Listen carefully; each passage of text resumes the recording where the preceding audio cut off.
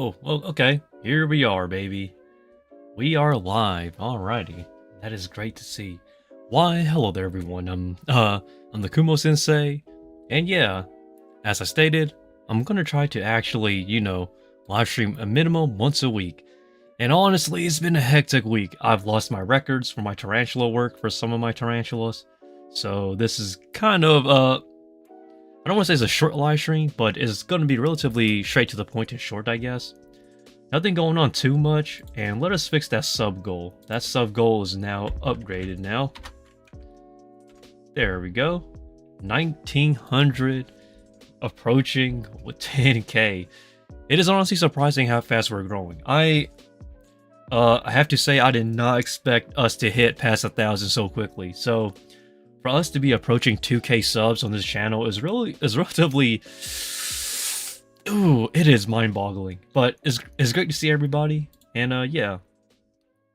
Hello there, John. How's it going? I'm watching Trigun episode 17 dub. Trigun is actually awesome. I know that the prequel though. I noticed that people don't really like the prequel, though the 3D CGI one, the one that was recent. People said that it's not that great, but I haven't seen it yet, to be fair. But I've heard that it was decent, but a lot of people don't like the CGI for that prequel, Trigun, so... But Trigun is a great OG, though. I love Trigun. I actually prefer Trigun over Cowboy Bebop. Hot take, as I stated last time, but... I've been watching anime, and there is some stuff I'm actually catching up on. I am caught up with Jujutsu Kaisen now, so... It is god tier. What more can be said? Jujutsu Kaisen is amazing, and that is an understatement. It seems like for some reason every episode of Jujutsu Kaisen, the animation style gets better and better and better. It's just beyond like my understanding how they could do that. But yeah, though, Trigun is an amazing series though. It's an OG because I remember it being on Toonami, and like, man, Trigun, you can't go wrong with that. The dub is actually pretty good, I'll tell you what. So it's a good thing that you're watching the dub. And it's funny too because like Cowboy Bebop and Trigun and like those series, those dubs is like the base foundation of what good dubs are, or the building process of getting good English dubs, because English dubs back then were not that great. And legit anybody can be voicing in something back then compared to now. Now everybody wants to be a voice actor in anime, which is kind of funny. But yeah though. Let us pull up the list here. Hold up. Me and the screen. So yeah, I've been watching anime, guys. I took a day off to actually try to watch anime. I haven't really been reading though. So I will admit that I've been slacking on the reading, because I've been trying to focus way too much on catching up with animes. Yes, I watched Blue X's new opening on Twitter, and it's good. Yeah, I thought it's great too. Overworld. Overworld is surprising because I actually did not think they will actually last that long as a band, because I don't want to be mean, but a lot of bands don't really last too long around. For example, Nico Touches the Walls. Like, amazing singer, amazing band, but they disbanded. And they had some of the best openings of all time when it comes to animes, such as Diver, the one opening for Naruto Shippuden opening 13. I forgot what that one was called. So, Old Codex is another example of a band disbanding, but to see all these Annie songs is from like bands is amazing. But yeah, the Overworld though, the band that sung the opening for the latest Blue Exorcist anime that's coming soon, they even sung the first opening as well. I actually like that first opening for Blue Exorcist. I think it's actually it has everything I like. Upbeat, amazing things, and then what you call it? The best part of all, it has like a saxophone playing, which gives like a jazz feeling. I love jazz, by the way, for those who are wondering. Jazz is one of my favorite genres to dance to and to listen to once in a while. That's why a lot of my my background music is jazz focused almost.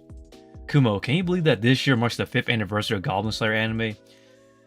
Yeah, I can't believe it as well, because 5 years ago, man, when Goblin Slayer came out, I was legit still in college, which is honestly Surprising how fast time flies, believe it or not, John. Oh man, I feel old. But Goblin Slayer, though, surprised it's still going, especially the anime, because the anime had to switch studios from, as you can see here on this screen, from White Fox to Leiden Films. And I think the reason why they switched studios was because animating Goblin Slayer was too difficult for White Fox, if I'm being honest. I really do like, oh, my hair's a bit of a wreck here. Let me comb it a bit, but I really do like Goblin Slayer quite a bit. I just feel like when it comes to adapting it into the anime, it really runs into problems, especially when it comes to Goblin Slayer's, Goblin Slayer's design. So they use a bit of CGI, and it kind of, I don't want to say it's bad, but it doesn't blend as well into the 2D foreground and background, which kind of made it a problem for Studio White Fox when it comes to adapting the source material into an anime. So I guess it only makes sense for them to actually pass the anime project down to another anime studio, in this case Leiden Films. I don't hate Leiden Films, but they're not really known for anything too significant. Well, let's check out their history books here. They made the Berserk 2017, which nobody likes. Well, they had Tokyo Revengers. Tokyo Revengers is pretty good. And Yamada-kun and the Seven Witches. I actually like this romance anime here. This romance anime is pretty good for what it is.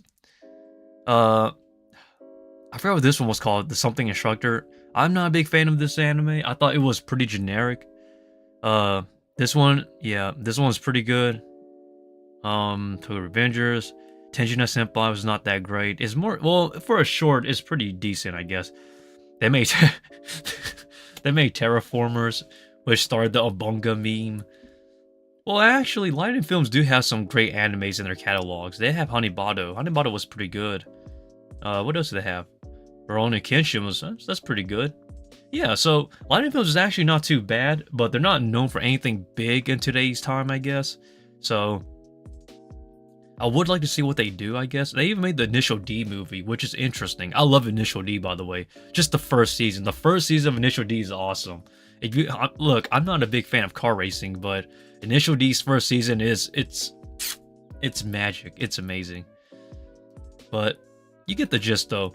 I guess it makes sense for them to pass it down, and I'll be honest, from what I've heard, Goblin Slayer Season 2 is not as good as Season 1, and the reason why is because they kind of censor a lot of things, and they also change around some events, I guess.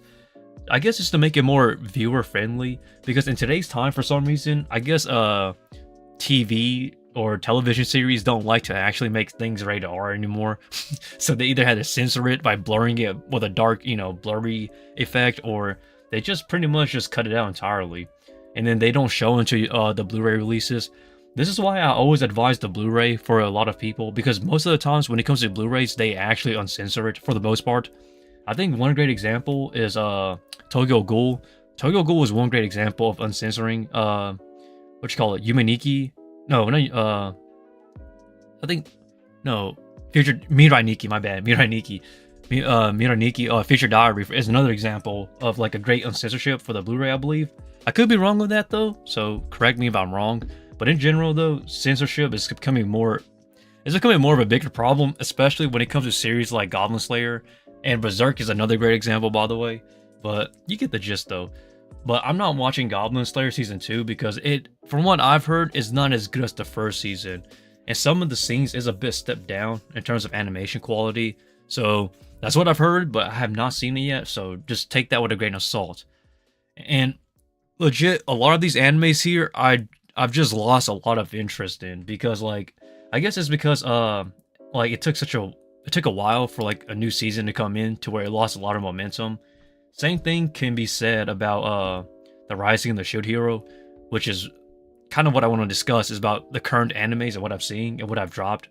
So when it comes to the Shield Hero, I'll give credit.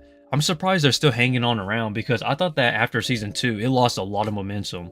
So to see like Naofumi's journey still continue in anime form is actually quite surprising. Well, it's Kadokawa after all. For those who are wondering, Kadokawa is pretty much the publishing brand that owns the rights to the Rising of the Shield Hero, and some of the other greatest OG light novels, including Overlord, Overlord, Cautious Hero, ReZero, and pretty much like Tanya Saga of the Evil, and the whole 9 yards. So to see this is actually very interesting, and I'm surprised that Crunchyroll was able to actually get the licensing rights to it, which makes sense, I guess, because Crunchyroll is pretty much a monopoly now when it comes to anime licensing and getting the rights to, I guess, because they did bought out Funimation, and they did bought out Crunchyroll. So essentially, Sony has pretty much the entire control of anime at this point when it comes to watching anime legally. So that's an interesting take, but we're not talking about that. We're talking about Rising of the Shield Hero. I know this might sound like a lot and a lot to catch up on and a lot to comprehend, but I hope that it's coming through to you guys, because anime in itself is such a small niche. You kind of need to expand your bubble to understand how the anime properties work, everybody. So this is this is just like me lecturing at this point, but yeah, the Rising of the Shield Hero, my bad. I'm not really into it this season. I apologize if people are looking up for me to watch this, but I'll pass on this for now.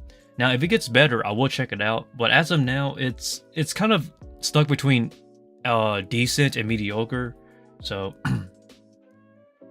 speaking of Crunchyroll, they put a Crunchyroll section on Walmart. Yes, they did. But from my understanding, my Walmart doesn't have that section yet. So when they come, I'll check it out myself.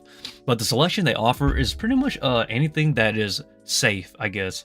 Like, I would like to see Crunchyroll actually put out more Blu-rays and more Crunchyroll exclusives that they have the rights to, of like more, not necessarily more unsafe stuff, but more of like their niche catalogs, the more niche stuff. Because everything they have currently that they put out so far, from what I've seen, is pretty much your typical classics, such as Cowboy Bebop, Akira, Trigun, what else do they have? Pretty much your classics, Dragon Ball, Dragon Ball Z, and also Ruby for some reason, I guess, and Tokyo Ghoul, but they don't really have like the really niche stuff that I like. So if they start putting out more niche stuff, maybe I will check it out.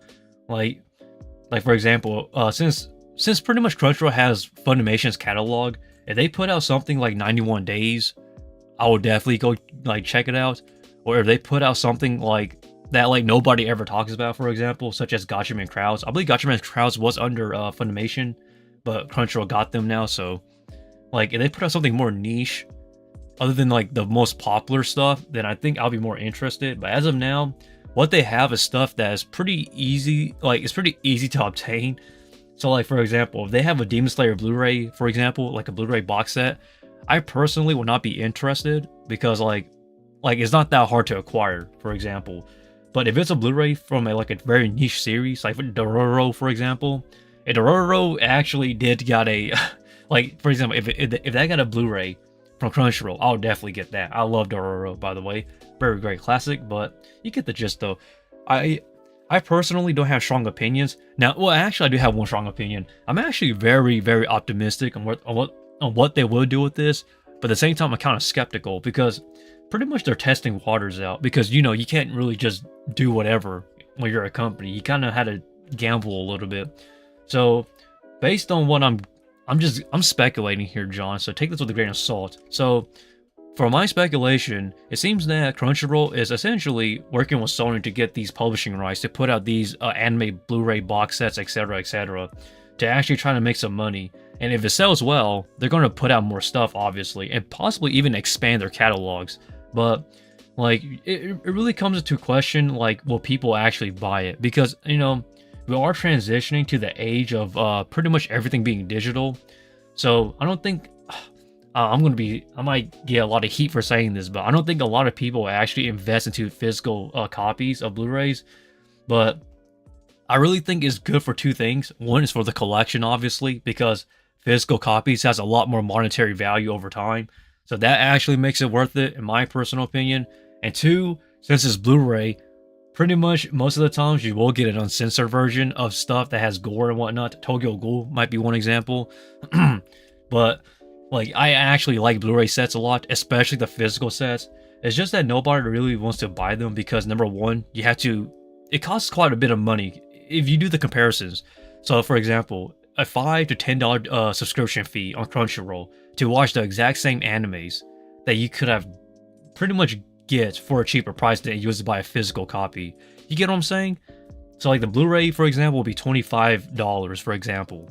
While you could just pay $6 or $5 or $10 for a subscription fee to watch the exact same anime digitally or online. So it really comes into question on how the sales will be. Will I support it? Obviously, you got to support the anime industry somehow now. And I think physical copies is an interesting way to put it. But I really would like to see what they do with it, though. Here's the thing. I know they don't do this in America, but in Japan, they do it to where, like, if you buy this exclusive Blu-ray, you get like a bonus item or something with it. And I think if Crunchyroll actually did that with their Walmarts, like include some sort of bonus gift or something, I think the physical, like the monetary value of people buying physical Blu-ray copies will actually go up. Because I think one great example in Japan, for example, was Madoka Magica. When they did the Blu-ray box set, if you bought the that one edition, it comes with a little Nendoroid. I know it's not Nendoroid, it's like a little chibi a little chibi of Madoka. It was pretty cute. And I think another great example, it doesn't have to be like toys and stuff or chibis or Nendoroids. It could just be like manga.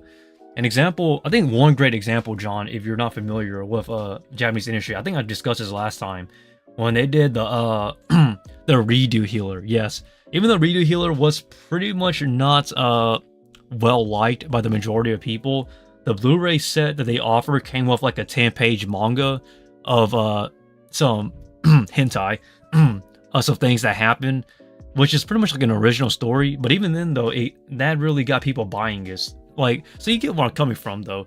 So I feel like what Crunchyroll is doing is it's a bit too safe, but I feel like it's a step in the right direction. If you get what I'm saying, I think what Crunchyroll should also do is actually promote it at any local bookstore, such as Barnes and Noble. Barnes and Noble is one of the bigger bookstores that carries manga, light novels, and whatnot.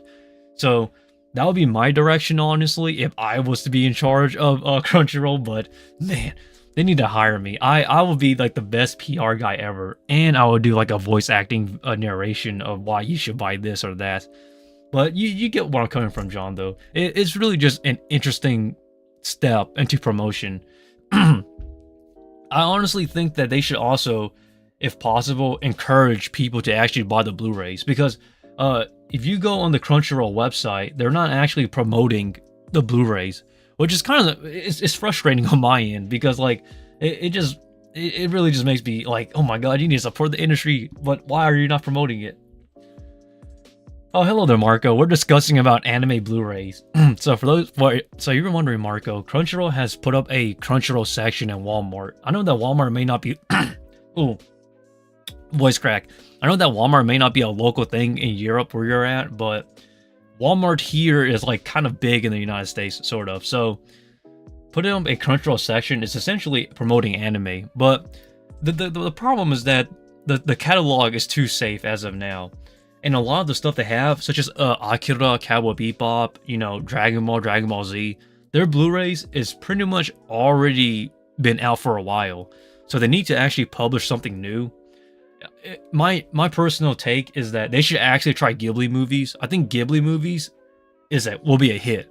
Like, I've always said this, when it comes to anime promotion, the most safest bets for Blu-rays, especially for Crunchyroll to take, will be Studio Ghibli movies, if they can get the rights to it. Because a lot of Studio Ghibli movies, number one, it can be enjoyed by both adults and kids. Number two, it's pretty much like the go-to in terms of great animation, great story, etc., etc. And three, pretty much everybody knows like Studio Ghibli. They're well respected, obviously. Hayao Miyazaki, etc., etc. So I honestly think that that's the direction they should try, at least, instead of like promoting like the classics that everybody already has, such as Akira, Cowboy Bebop, etc. But yeah, that's what I would like to pretty much put on the topic as of now. But let's just wait and see what Crunchyroll does with it, right? What did you watch from the new season? I have caught up to Jujutsu Kaisen, and I have to talk about Jujutsu Kaisen because it is amazing. It is surprising, honestly. I noticed that some people are saying that Jujutsu Kaisen, they've been hiring freelancers to do their animation styles, and I don't know if that's true or not. So take that with a grain of salt. But if it is true, then it will make sense because it gives me the exact same feeling of One Punch Man season 1, like the animation style that is, and that is saying a lot, by the way. It is it is surprising how what you call it, Jujutsu Kaisen, the season 2 has been stepping up their animation. It just keeps going up and up. And here's the thing though, I worry about the animation studios because there's been a lot of rumors being posted on Twitter and pretty much everywhere, even on Reddit, about the treatment of animators at Studio Mappa, which is honestly depressing to hear, but I will give credit though, man. I think everyone at Studio Mappa that is working on anime should get a raise, or the entire anime industry, because these people get paid nothing, man. Like, you people don't understand how much hell they have to go through just to get like a decent episode out. You don't get paid good at all being an animator in Japan whatsoever. If you work at fast food, I think one great example is this. If you work a fast food job at McDonald's, for example, you'll probably get paid just about, if not more, than you would as an animator in Japan. Because in Japan, when it comes to animation studios, they get paid by how many frames they actually draw out. And this is not, and that is so bad. Like, if you think about it, you're not getting paid much of anything at that point. But I really do like Jujutsu Kaisen, and I really do hope that people will support the industry by supporting them somehow. I wish we could just donate directly into the people who work at the studio, but man, there's just no way to do so. It's honestly kind of a pity, but you gotta give credit where credit is due, though. It is nice.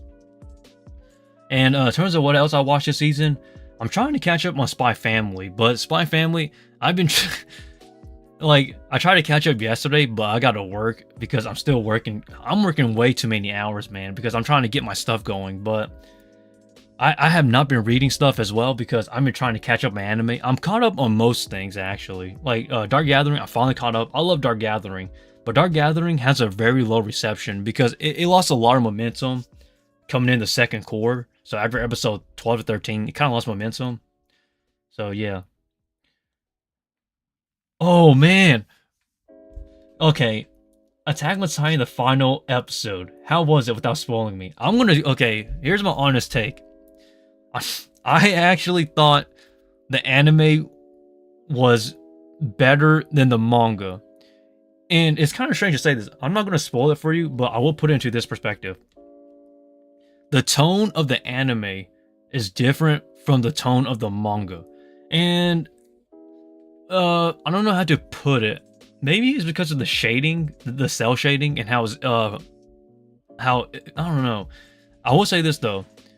The anime and the manga is pretty much the exact same thing. The anime did do a few tweaks, and the tone is completely different. The ending is pretty much still the same though. I will give it that. The ending's still pretty much the same, but I will actually say that the anime was better than the manga. Which is honestly something that you will hear the other way around. Normally people will say the manga is better than the anime, but in this case, I would go as far as to say that the anime is the definite version to watch over the manga. And the ending, the story plots, and the notes are essentially the same, but what changes in the anime from the manga is that they add a little bit more to it, obviously, and the biggest change is the tone. The tone is completely different.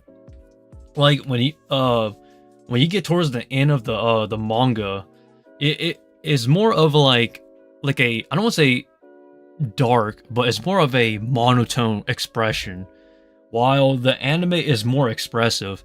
And honestly, it adds a lot more to the characters, I guess, especially for Eren, because oh man, I was not. It felt okay in the manga. It felt like a Sword Art Online moment when Kirito. You know how in Sword Art Online, once they beat Aincrad, or you know the main thing, the main game Sword Art Online, they meet the creator, and Kirito is like, "Why did you do what you do?" And then like the creator of Sword Art Online, he's like, "I don't know, I just felt like it."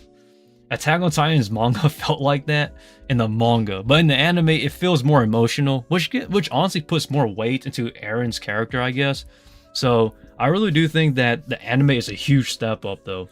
Wow, but the ending is still divisive, I guess. Some people like it, some people don't. I actually think the anime has even though the ending is the same, the takeaway is so different. it is strange in a good way. I still think about it too because I just watched it a couple or a few days ago when it came out, and I'm still rewatching it actually because just the ending section and comparing it to the manga on why I feel that way.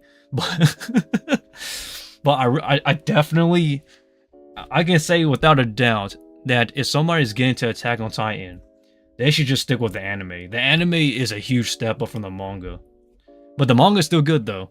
It's just that the ending was not really for me, but to each their own. But yeah, that's where I stand on it, without spoilers of Attack on Titan, obviously. Now, in my personal opinion, I think Hajime Isayama, the creator of Attack on Titan, I think the right move to make for him is to adapt the anime of Attack on Titan before the fall. The story of Kokoro and the event and literally the invention of the 3D maneuver gear. Like they need to actually make that story though, because that story is interesting. It is not written by Hajime Isayama. It's written by somebody else, but it's pretty much approved by Isayama in a way for it to be made and published. It is canon, I believe, too, and it is a prequel, but it's very interesting though, which is why I really want to talk about it because you will see the evolution of how they hunt titans from legit just using swords on horseback to actually using their 3D Omni maneuver gear to go up and down and around titans. It's interesting.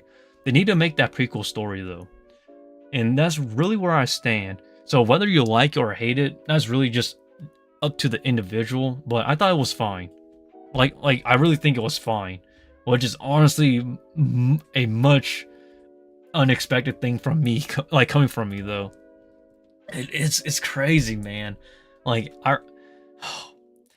I can't believe I'm saying that the anime is better than the manga, but it is true though. To me, it is truth at this point about that. I just can't deny what they have done when it comes to Attack on Titan. It is a masterpiece though, so go check it out once it comes out on dub. If it is out already, I don't know if it's out on dub or not. I watched it in sub, so John, that's all I gotta say. Go check it out, and I think you'll enjoy it for what it is. Now, in terms of other series I have watched, Spy Family, I'm getting there. I love Spy Family a lot. The only reason why I like Spy Family is because it's more so of a series you can just sit back and relax to, and you can just pretty much enjoy without a care in the world. So, I really love Spy Family. I have no complaints about it. For what it is and what it offers, I think Spy Family is a really good series though. So, what else people are telling me to watch that I've either watched, dropped out, or just haven't really focused on? The Faraway Paladin Season 2, I haven't watched it yet. I'm waiting for more episodes to air, and then I'll watch it. And then, oh yeah, Frieren. So people are telling me to talk about Frieren, and here's my opinion about Frieren this anime season. I think Frieren is an amazing series. Like, it is a great series. It's surprising how good the anime is, because the manga is amazing. The anime is just as amazing. You can't go wrong with watching Frieren though, and especially for what it is, man. It is such a heartfelt series. I think it's probably one of the highest rated series this season, maybe this year of anime, because everything about it just checks the right spots. Great animation, great characters, great opening. Great OSTs, great story, original story as well. Is pretty much one of a kind. It checks everything out. It is one of the series I would recommend people to go watch if they haven't seen it already. An amazing series. I also caught up on the Eminence of Shadow Season 2 as well. The Eminence of Shadow Season 2 is actually very good. I actually like it a lot. Like, much more than the first season, because I think the first season of the Eminence of Shadow was more so just focusing on it focuses more on the academy and more of the world building as a whole to the characters. Even though there is some character depth, I feel like season 2 is starting to dive more into the story bits of it and not focus too much on like going back and forth, you get what I'm saying? So I think season 2 is a huge step up, but I do miss some of the humor though. The humor is not as strong so far in season 2 as it was in season 1. Season 1 was more like a gag. Season 2, it still has those beats and moments, but it's not it's not as prominent. I'm guessing it's because it's taking itself a bit more seriously. I also noticed that the pacing for the Emptiness and Shadow season 2 is pretty I don't want to say it's fast paced, but its pacing is a bit more faster than than season 1's was. Season 1 had very it had the perfect amount of slow pacing. It was not bad slow pacing, but it was perfect. So I think season 1 is okay. To put it in my terms, I think season 1 is the better overall package. But I think for what season 2 offers, it's a really good, new season, quote unquote. Dr. Stone, I'm still putting that off because I'm not too invested in it to watch it. So maybe I'll check it out in the future. Undead Unluck, I've only watched I've only watched one episode, but I just don't have the interest to continue watching it, honestly, if I'm being honest. The Apothecary Diaries, which you're seeing here, I actually want to watch this, but I just don't have time. Oh man, everything comes down to time. It's funny how I have time to work, but I don't have time to actually watch anime. But I will actually watch this because people have been posting a lot of awesome animation clips from this series, man. It is such a great drama series. If you like drama stuff, like K-drama or something, then this is the anime you should watch. But I'll watch it, guys. Just give me some time, right? The Kingdom of Ruin. I've talked about this on the channel, but the reason why I decided not to watch it is because I just don't feel interested in it. Like, it's just mediocre all around. So I'm just gonna leave this one as is. Shangri-La Frontier. Everybody keeps telling me to watch this, but this anime just doesn't intrigue me as of yet. Like, it just doesn't have anything going for me that I will consider, like, worth my time as of now. But if it gets more attention, then yeah, maybe I'll go check it out. I'm not watching this. This is just not for me, the 100 Girlfriends. What else have I seen? I started watching Ragnar Crimson, but I will say this.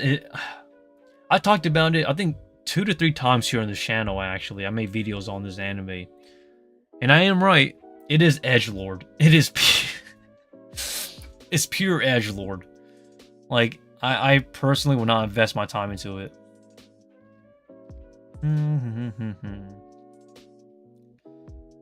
And what else should we talk about? Hanako-kun. This anime here is actually getting a second season at the last. Attack on Titan didn't watch it up until the end.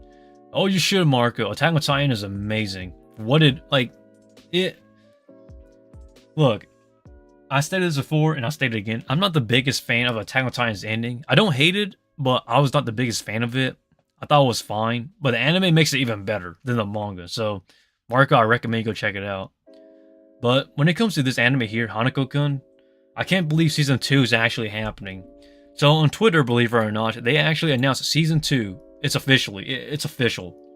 So I am hyped to see what they do about this. I actually wish they did a remake because some stuff got changed in season 1. But I will not deny that the OSTs in this anime is really good. Especially Tiny Light. Tiny Light is one of the greatest OSTs I've heard in a while. Especially in this anime. This anime here feels like old school Shonen Jump, like 2004-ish Shonen Jump, or Shonen. No, it's not even a Shonen anime. It's like, I don't know.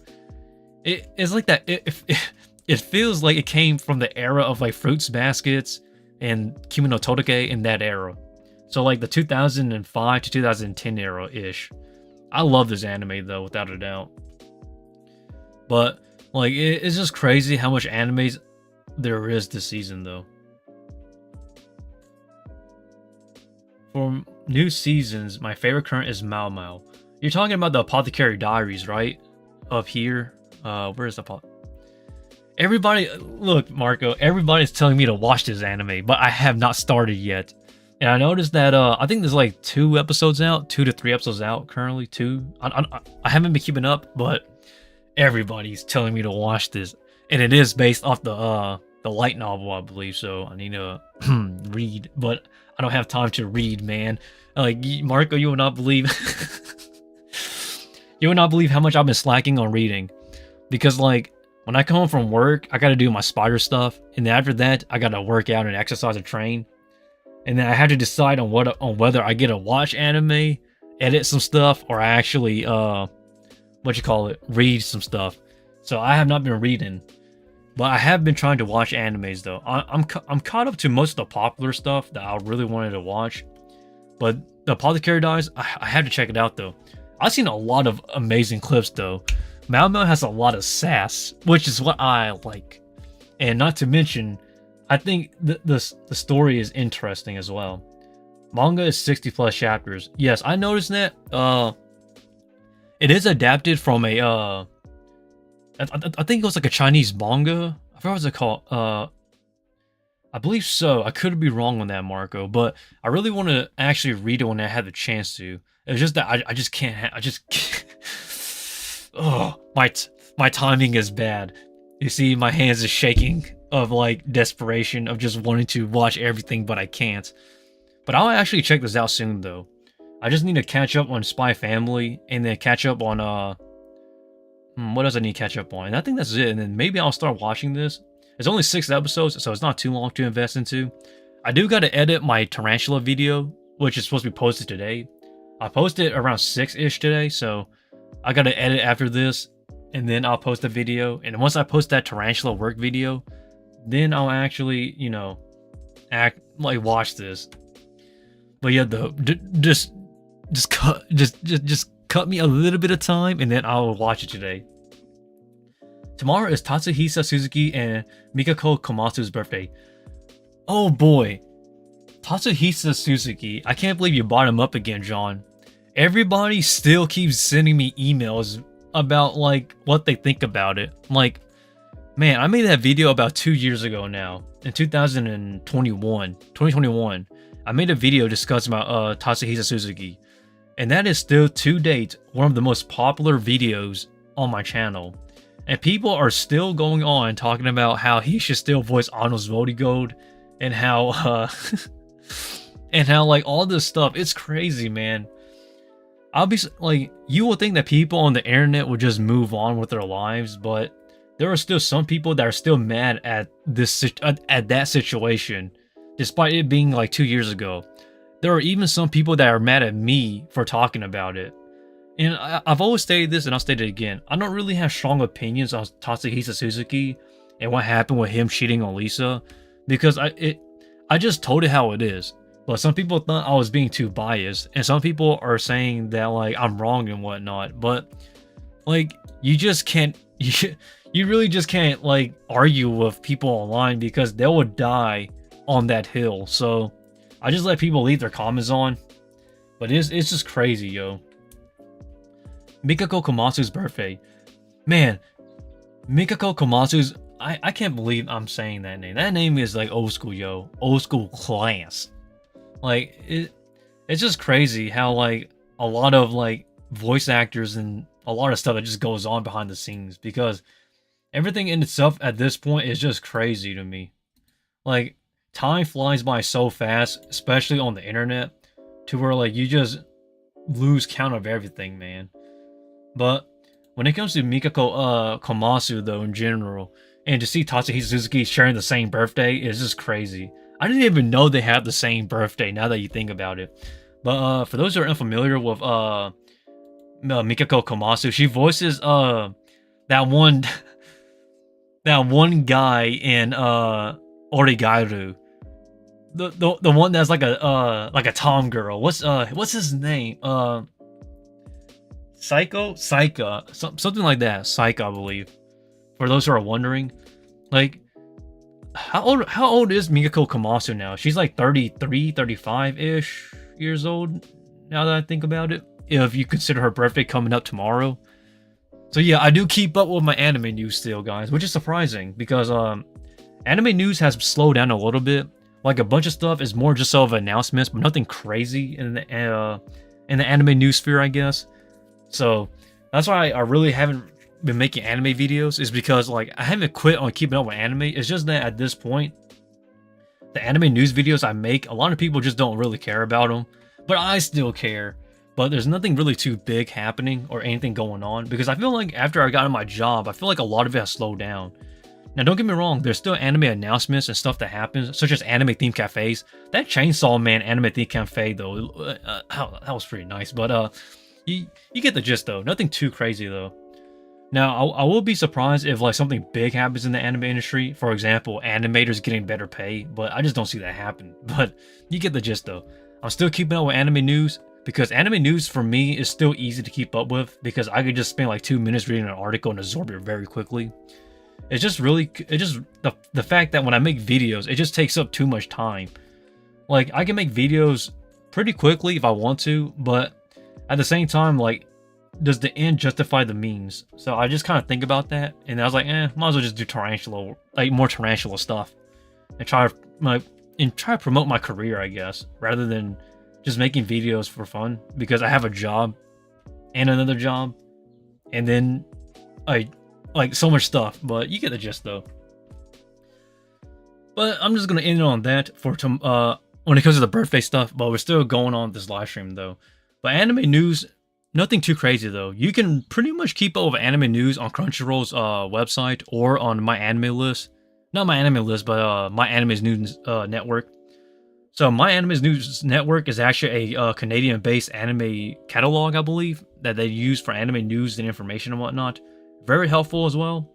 I also recommend Kotaku at times. Kotaku is hit or miss depending on who's publishing, because some of their editors and some of their publishers on Kotaku is not accurate, so I don't really rely on them too much. My Anime List does have a news source, but their news source is always like 3 days late, so I don't really like to use them too often, if I'm being honest. What you call it?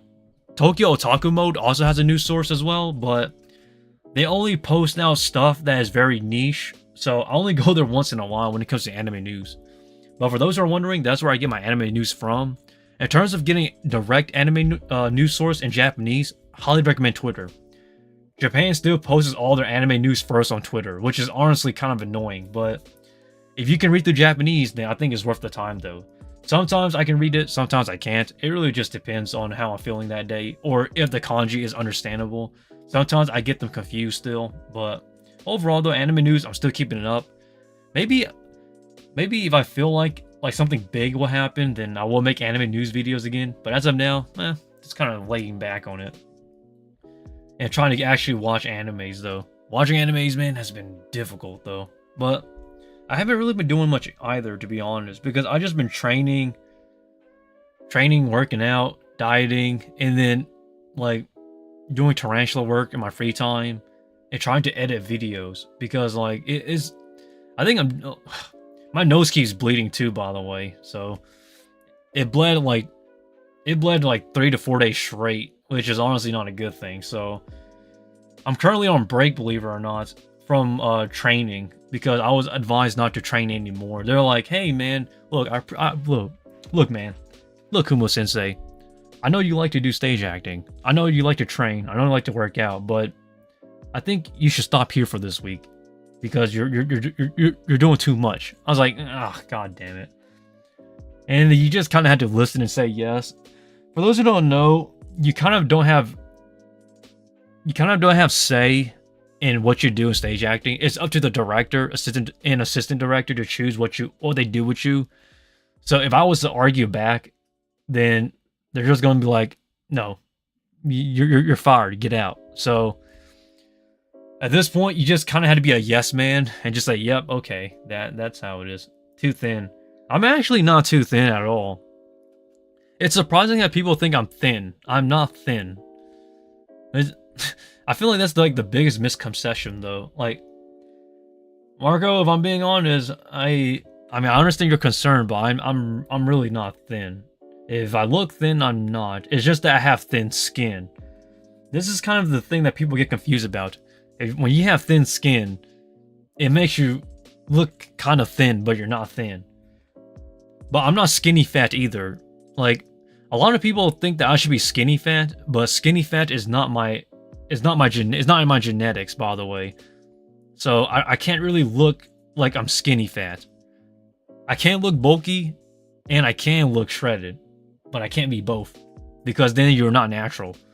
Like if you're lifting naturally and training naturally, pretty much you have three options: big, like bulky, and then you have shredded, as in like you're in shape, and then you have natural.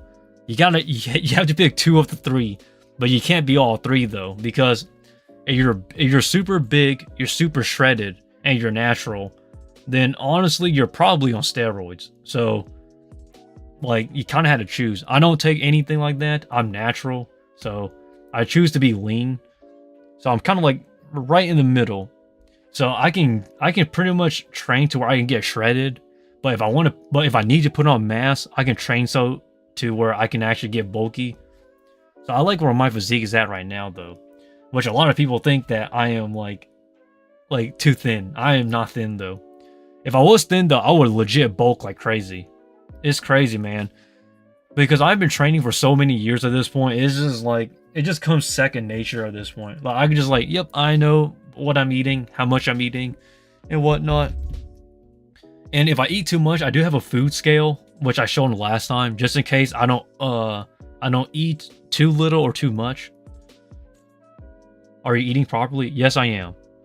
I'm actually on a junk food binge right now. Hold up. I have some cookies right here. And what else I have?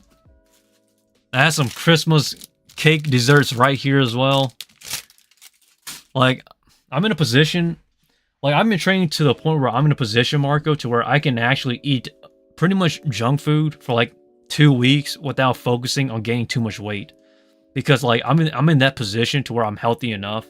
So I'll be fine in terms of eating properly and dieting. Now here's the thing though. When it comes close to stage show, I don't eat a lot of protein because I'm trying to get more thinner skin to look more shredded. And then a couple hours or a day before I go on stage, or a couple hours actually, I actually carb up. And what this does is when you carb up, it makes you look more shredded. So it makes you look more bigger and shredded. So carving up is like, it's pretty good for you. I meant for protein. Here's the thing. I feel like you're getting it confused, Marco. You only eat protein. You only eat a lot of protein if you're trying to maintain muscle mass, or if you're trying to gain, or not main gain, but yeah, that's the right word.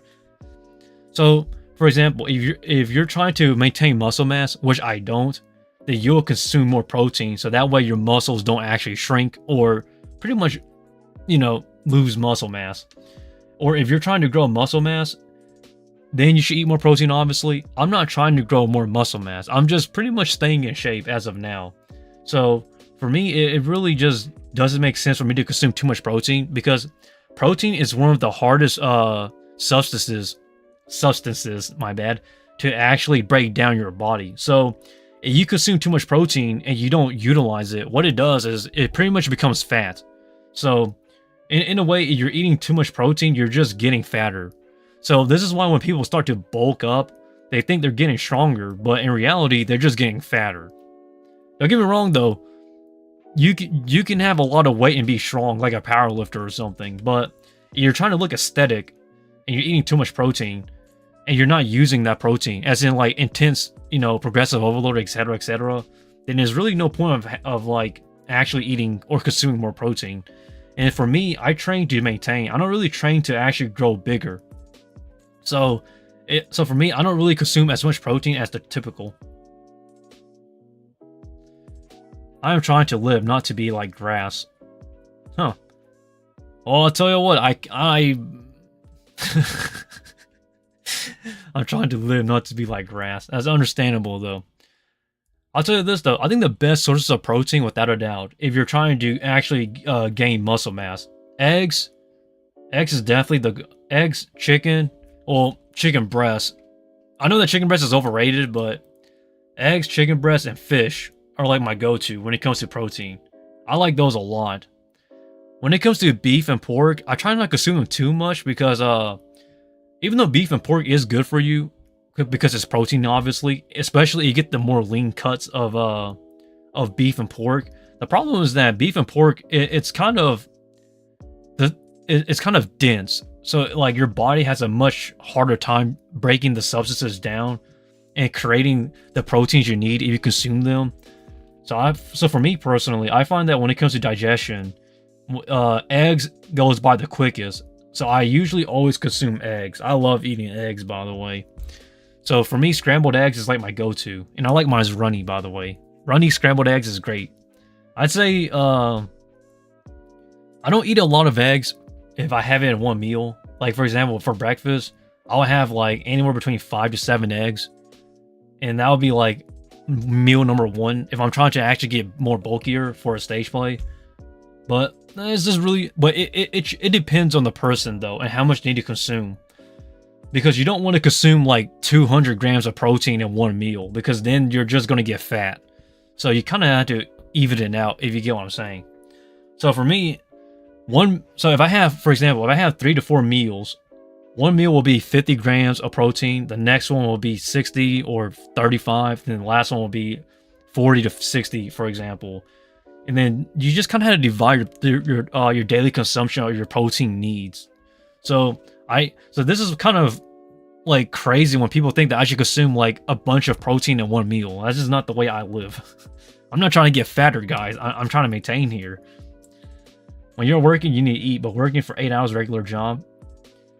Yeah, but that's the thing though. You just eat at your workplace. Like just bring your lunch with you. Isn't it that isn't it that simple though? Like you just bring your bento or whatever you have to your job and just eat during lunch break. It's not that big of a deal. Like so I think I'll be fine for the most part though. But for those who are wondering though, I have been training consistently and dieting consistently to the point where I can actually eat junk food. Like, for example, I can go 1 day training and 3 days of junk food for like 2 to 3 months and really be fine, as in like not gain much weight at all. Because like I've been like because I've been training, I have been so consistent at what I do for so long to where like I know what I'm doing. And even if I was to eat like crap, I'll be fine. So I don't really encourage people to eat like I do, because what I do really only works for me. So when people offer advice, I can't really give them too much advice, because my journey was really figuring out how my body works. Everybody has to go through that phase, because like if like a YouTube video or searching with the internet can help, but you really kind of had to figure out how your body works, because that's how you're gonna get gains and whatnot. It's kind of like a trial and error process. For me, it took about 6 months to a year to actually get down to where I think will work, and then it took about a year and a half, so like a few months afterwards, for me to get it down to a T.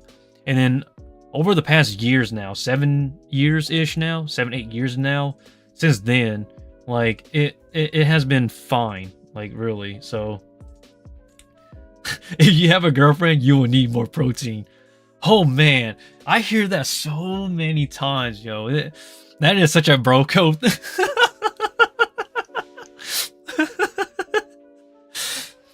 Oh man, if you have a girlfriend, you need more Marco, I promise you, I'm fine, man. I keep telling these, man. I love that joke. That is actually one of the better ones, man. It's really rare for good jokes to come in, honestly, when it comes to comments and chat. There's very few, but that's a good one, though. If you have a girlfriend, you'll need more protein. Oh, man. You just haven't seen it yet, man. When you get into relationships, man, I promise you, you will gain a lot of weight. Not the good kind, too. Because your girl is going to make you eat a lot. So, good luck on that. Speaking from experience, by the way, but I'll be fine, though, Marco. You don't need to worry about that.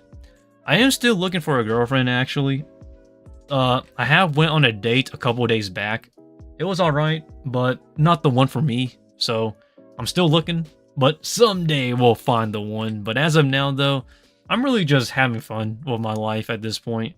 Just kind of, I don't want to say screwing around. That's not the right term. I'm just testing the waters out, seeing, you know, what works, what doesn't.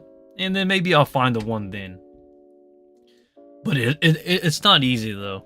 It's not easy, but it's a process in the work though, Marco. So don't worry about not having a girlfriend, okay?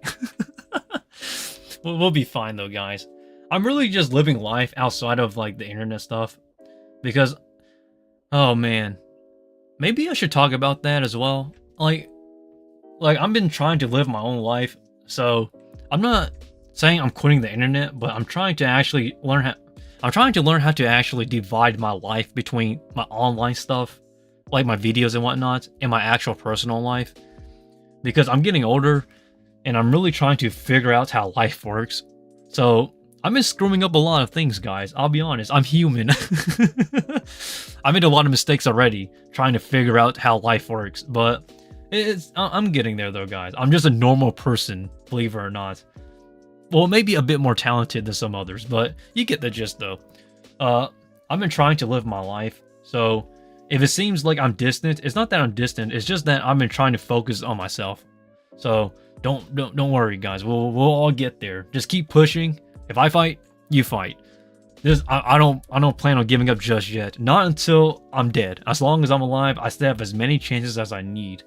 But I gotta be realistic too, though, guys. Which is why I screw up a lot. So, but if you never learn, you never grow. So I'm still learning how to get through life. But I will make a video someday in the future, though. And we're also approaching 2K subs too, which is crazy. You know how what you call it? Early this year in January, one of my goals was 1K subs. I'm surprised we're almost double that. We're almost at 2K subs at this point. And I'm like, oh my god, what have I done? I didn't I didn't really do much of anything. All I've ever done was just enjoy making content for you guys and enjoy just being myself on the internet.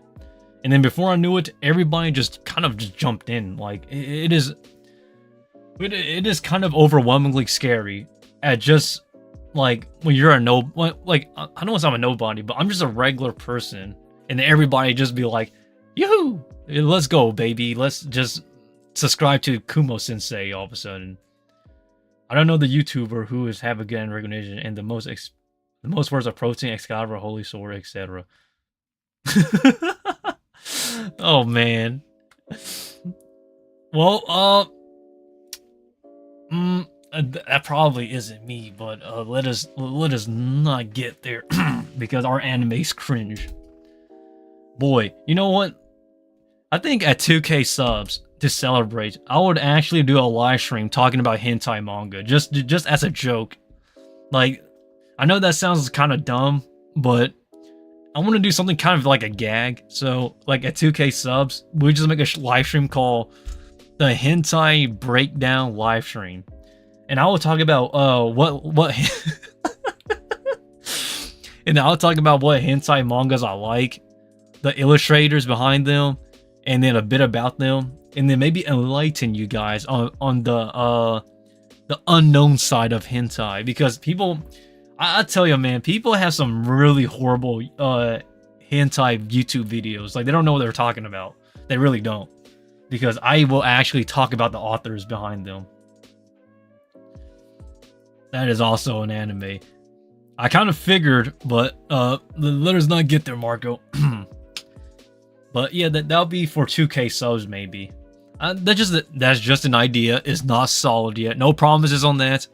It's just a dumb idea I have though. It's really just talking about hentai manga for 2K subs. That would be funny as heck.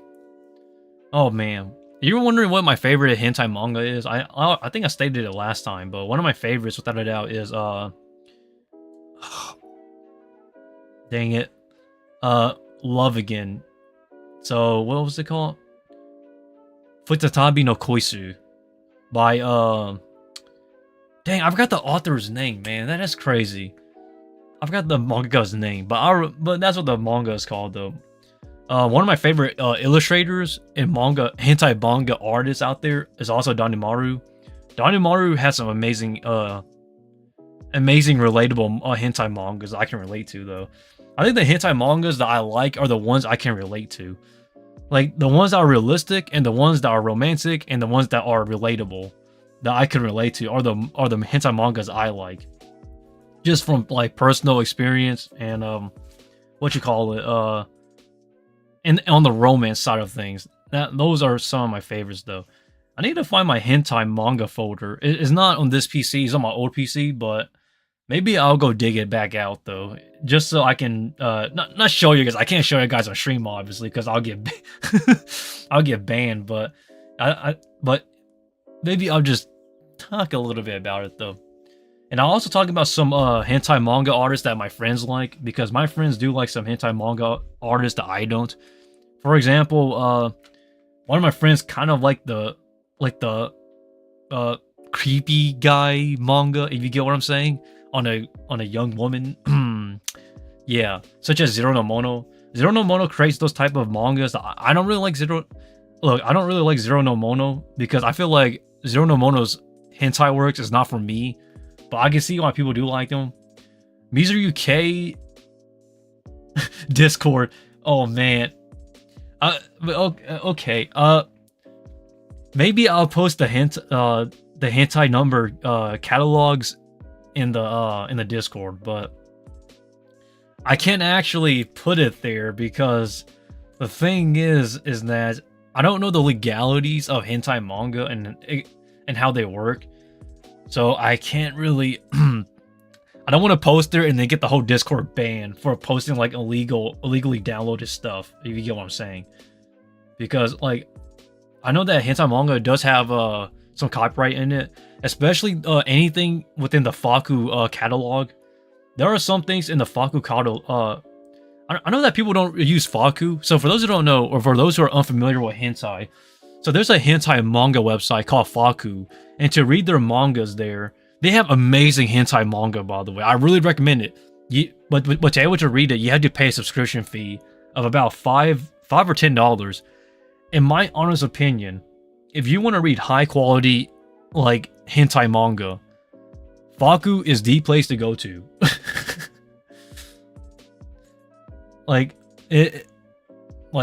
That is my go-to place for like Faku catalogs.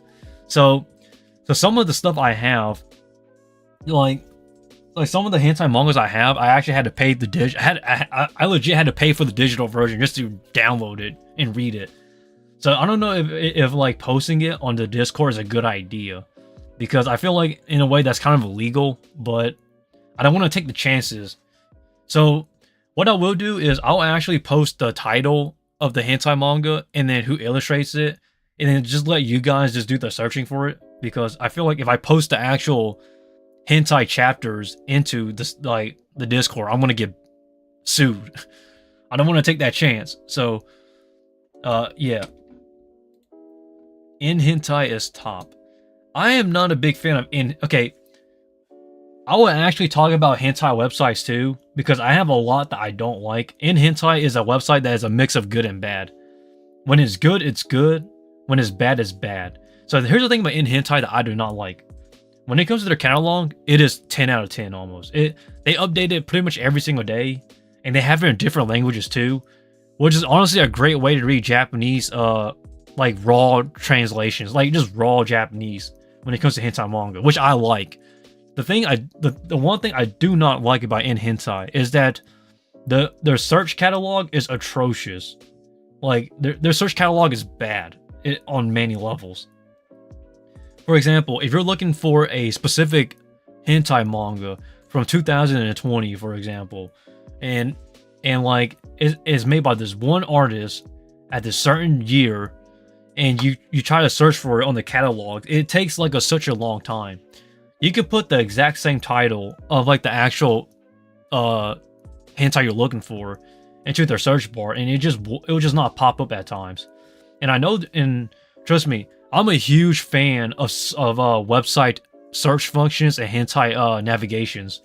And I created a website before. I even have my own website, you know, with like the Kumo Sensei stuff. But when it comes to navigation, though, I really do think that in hentai has really, really bad search function. But everything else is fine, I guess. What other hentai websites that you could use? I really don't know. But I really recommend Faku, though. Faku is pretty much the go-to. They're easy to navigate. They have great catalogs, exclusive catalogs as well. And they have some of the best illustrators on there. So, for example, they have Pochi Goya, as one great example. Mizu UK, Shunsuke Tomose Shunsuku, what you call it? Yoshiaki Katsurai, C81. Who else do they have? They have an amazing catalog, but like of actual illustrators when it comes to their hentai guys. But that is just an enlightenment for you guys. So the thing here's the thing: a lot of hentai websites, a lot of hentai manga websites are not that good. Is because number one, sometimes it's pirated.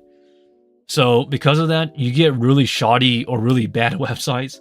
Number two is that sometimes they don't really care about how they update their catalog. So they don't really update their stuff too much, man. But VTORs like go up. Yeah, we're gonna go up a little. But essentially though, guys, where I'm coming from is that when it comes to like their when it comes to hentai catalogs, a lot of them are like really poorly made bootlegs. So it's really hard to actually get good quality hentai mangas. I do not watch hentai, by the way, because I think watching hentai is absolutely boring. I like reading it, so yeah. But that's just me though. There is well, actually I take that back. There hasn't been one hentai anime that I like. I think all the hentai animes are bad. Well, 99% of them are bad. And it's just because I feel like, well, it's not I feel like, I know. They don't really put up the effort. Like, really. There's no emotion. Even the romance hentai animes are not romantic to me at all. It feels more like they're just trying to actually just get the adult side of things, which honestly doesn't click with me. And I can't relate to that. So I don't really like to, bother with it. So, sorry guys. If it comes to hentai animes, I just don't really watch it. I do read, play erogaze. I do read hentai light novels. I do read hentai web novels. And I do read, hentai, hentai mangas. And that's pretty much about it. I don't really have physical copies because for me personally, I actually prefer just paying a subscription to read it rather than to actually focus primarily on trying to bootleg it. Just because the translations on bootlegs are really bad. I have some examples, but I don't want to get into it because I don't want to roast my friend's taste, but you gotta understand where I'm coming from though. But yeah though, guys, maybe at 2K we'll do a hentai 2K celebration live stream. But we'll just end it at that though. Black Bible, oh my gosh. Black Bible, yo. If you never heard of Black Bible, man, you're just sad. Everybody knows of Black Bible. Black Bible is like the most, it's hilariously bad, but I understand why people want to talk about it, I guess. I am not a fan of Black Bible, but I'm guilty of this, and I'll say this right now. I do watch it from time to time just to laugh at it because of how bad it is in some cases, man. It is atrocious. But I can't believe someone mentioned Black Bible. Don't search up Black Bible, guys. You're going to be disappointed. It is an old school hentai, by the way, if for those who are wondering. It's just, man. Today is the 1-year anniversary of Kevin Conroy's death. But let us jump back into it, though. John is mentioning Kevin Conroy. For those who don't know, Kevin Conroy is the legend. He's the guy who voiced Batman in Batman the Animated Series. He's pretty much the go-to Batman voice actor. And pretty much every single person that has voiced Batman based it off from Kevin Conroy. But yeah, though, Kevin Conroy was one of my favorite voice actors, believe it or not. Him along with Mark Hamill, because they both worked on Batman the Animated Series, obviously, with Kevin Conroy voicing Batman and Mark Hamill voicing the Joker. It is honestly pretty amazing, though. And rest in peace, Kevin Conroy. Like, we're all gonna miss you, man.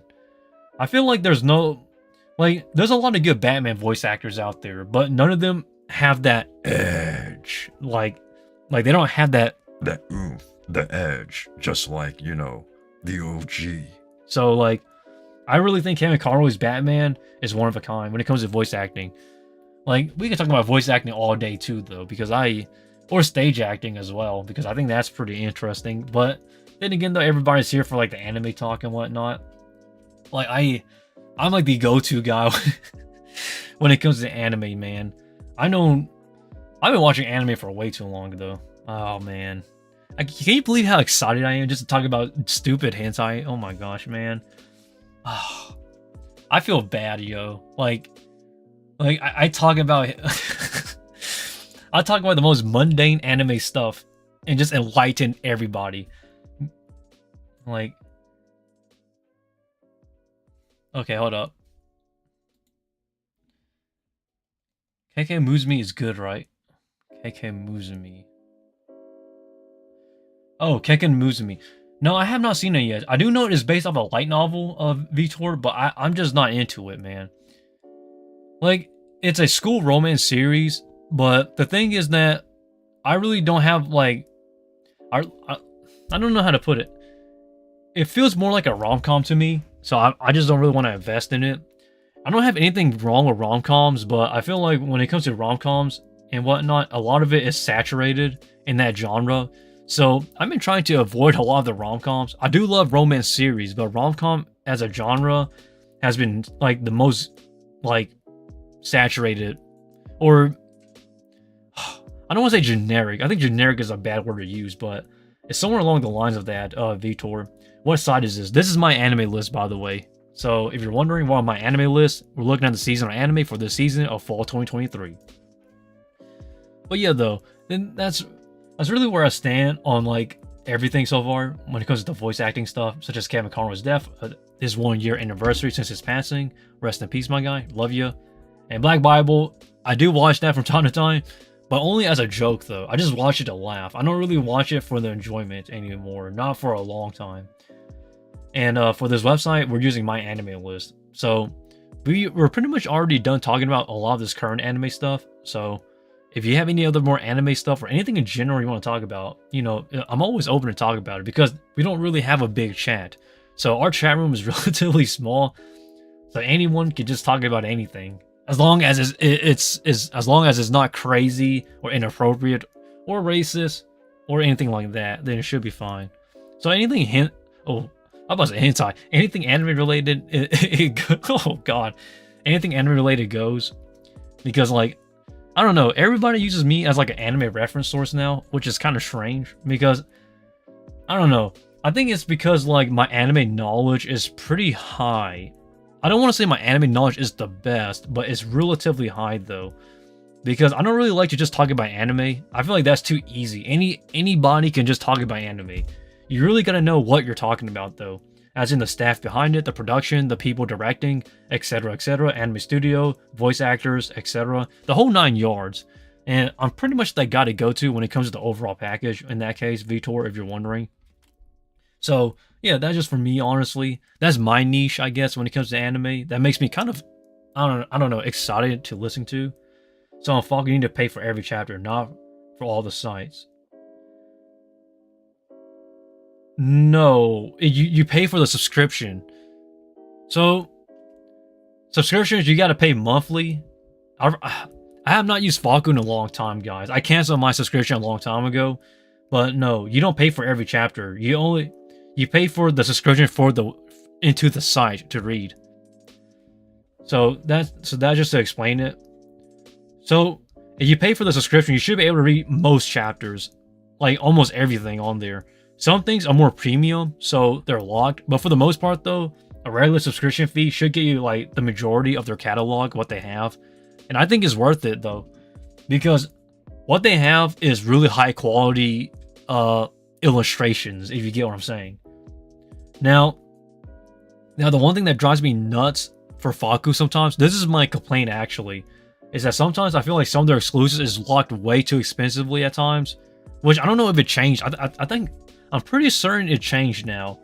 And another thing is that, another thing about Faku is that sometimes the censorship gets on my nerves, but that's just me though. Giga Chad, can you sing? Yes, I can sing. It's just that when it comes to my vocals though, the only thing I can actually sing is pretty much anything old school. So like Frank Sinatra style, the 60s, 70s, and 80s type music I can sing. With the modern with the modern music and stuff, I can't sing those type of vocals.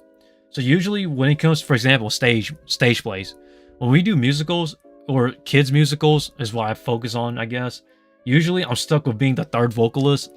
So you have your main vocalist, your backup vocalist, or your second in vocals, and then you have me. I'm like your third guy, your third string. But in terms of singing, I can sing pretty decent, not good, but decently. What do you think about Tokyo Revengers? I think Tokyo Revengers is an amazing series, but it suffers from fatigue. You get what I'm saying? So allow me to explain my personal thoughts on Tokyo Revengers. Actually, now that we mention it, let me where's Tokyo Revengers at? Tokyo Revengers is someone up here, I believe. Here. So Tokyo Revengers. Allow me to explain my personal thoughts. Tokyo Revengers has one big issue, and it's the fact that it keeps doing the I go back a time, I fix it, and then the present there's something wrong again. So I go back into the past, fix it, and then there's something wrong in the present again. So it keeps. So Tokyo Revengers, the reason why it's not as talked about now as it was back then, is not because of the opening. The opening's still good, in my personal opinion. It's just the fact that the story keeps putting itself in the same position over and over and over and over again. And then they keep introducing more and more characters. And I feel like it becomes quite a fatigue because like you kind of know where it's going, essentially. Like, you know that no matter what they do, it's pretty much going to lead to a future with, you know, people dying. No, I don't want to spoil it for those who haven't actually watched it, but so that's my personal thoughts on Tokyo Revengers. I think it's a great series, but I feel like it suffers from fatigue because like it keeps rinsing and repeating its principles.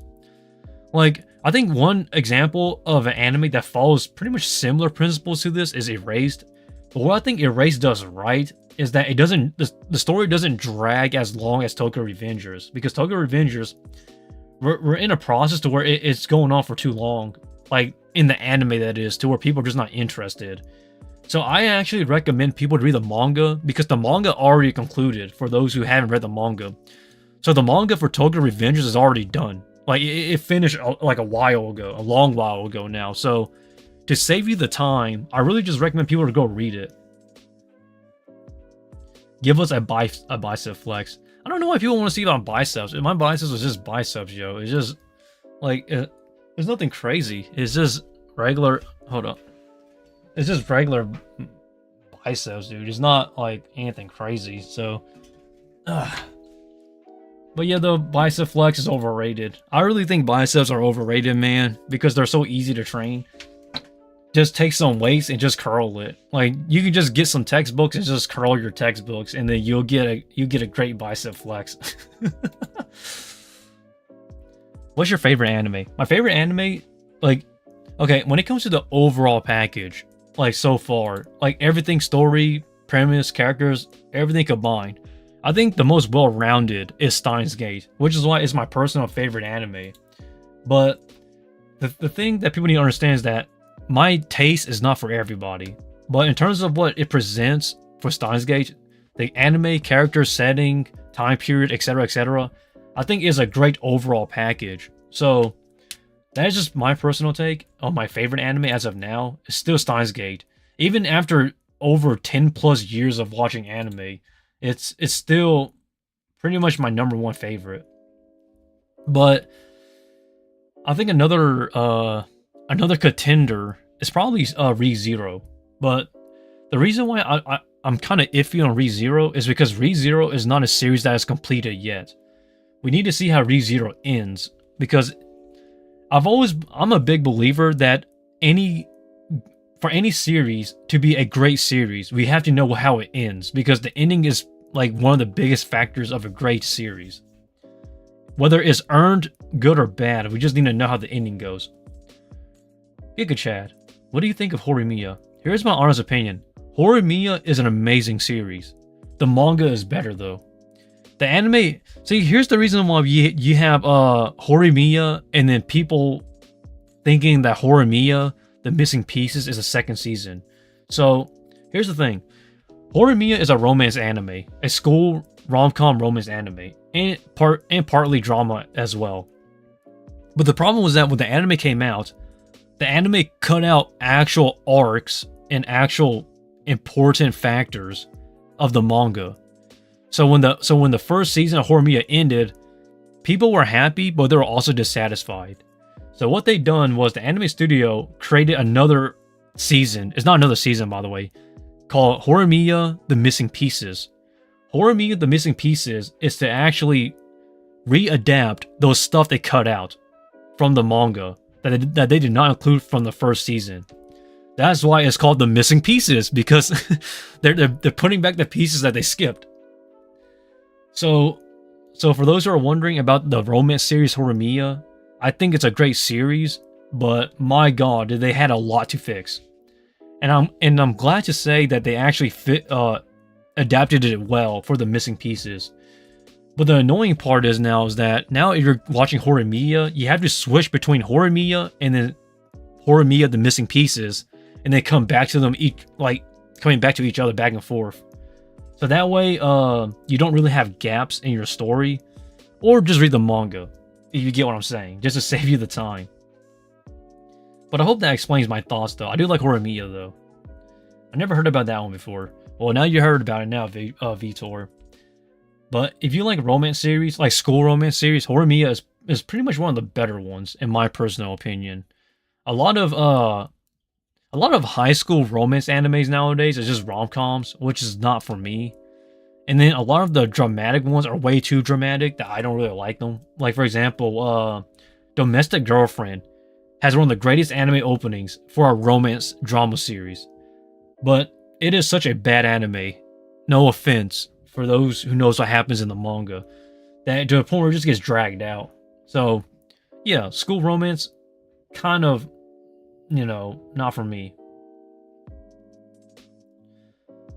From where can I read manga for free? Ooh. Okay, GigaChat, I can't really recommend websites because I don't want to get in trouble for piracy. You get what I'm saying? Because I don't want to be that guy who's like, yeah, he promoted this illegal website, he's gonna get his channel taken now. So I'm gonna let somebody in the chat do that for you. Sorry, I really can't take that risk. So, what about I got a cheat skill to another world? Vitor, here's my honest opinion on that anime. I feel like when it comes to the isekai genre, as in somebody gets transported into another world, whether it's through summoning, reincarnation, teleportation, etc., that genre is very saturated. So it is very difficult for those type of animes to stick out nowadays. Because think about it. There are so many animes where somebody goes into another world now with a cheat skill. So at this point, when it comes to animes like those, I don't want to necessarily say they're bad, but they're pretty much too saturated to where it's, man, you're going to hate this word, but I don't mean it in a negative context. The word I'm going to use is generic.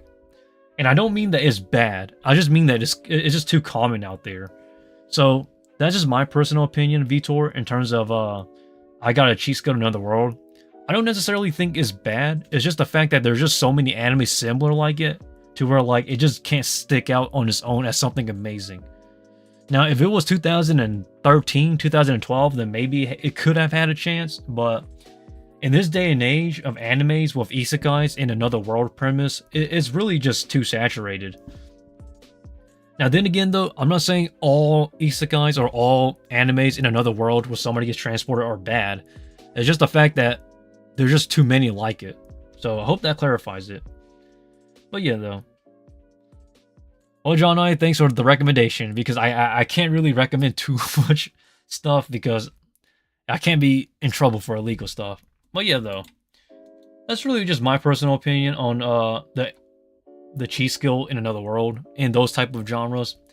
But if anybody have anything they want to discuss about, though, feel free to recommend it, because I'm usually open when it comes to about my honest opinions about animes and whatnot. I just kind of tell it how it is. And maybe enlighten, well, I keep saying the word enlighten, but and maybe actually give you guys a in-depth analysis on some things, because like I don't want to just talk about manga and animes. I kind of want to go behind the scenes as well, if possible. So this is why I like to talk about like the production, the anime, the mangaka, and everything behind it.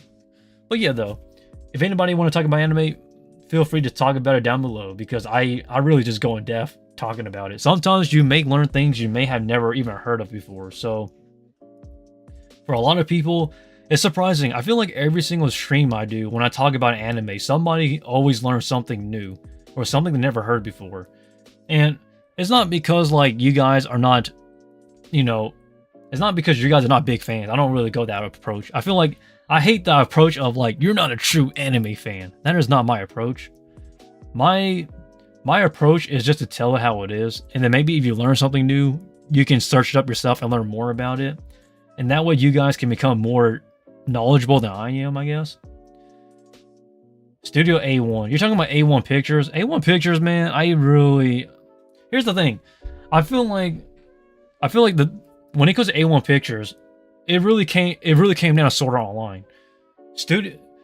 Like A1 Pictures, the moment they made Sword Art Online, boom, they were on the map. Like legit. You cannot argue me. You cannot argue with me on that. If it was not for Sword Art Online, A1 Pictures would not be as big as they are now.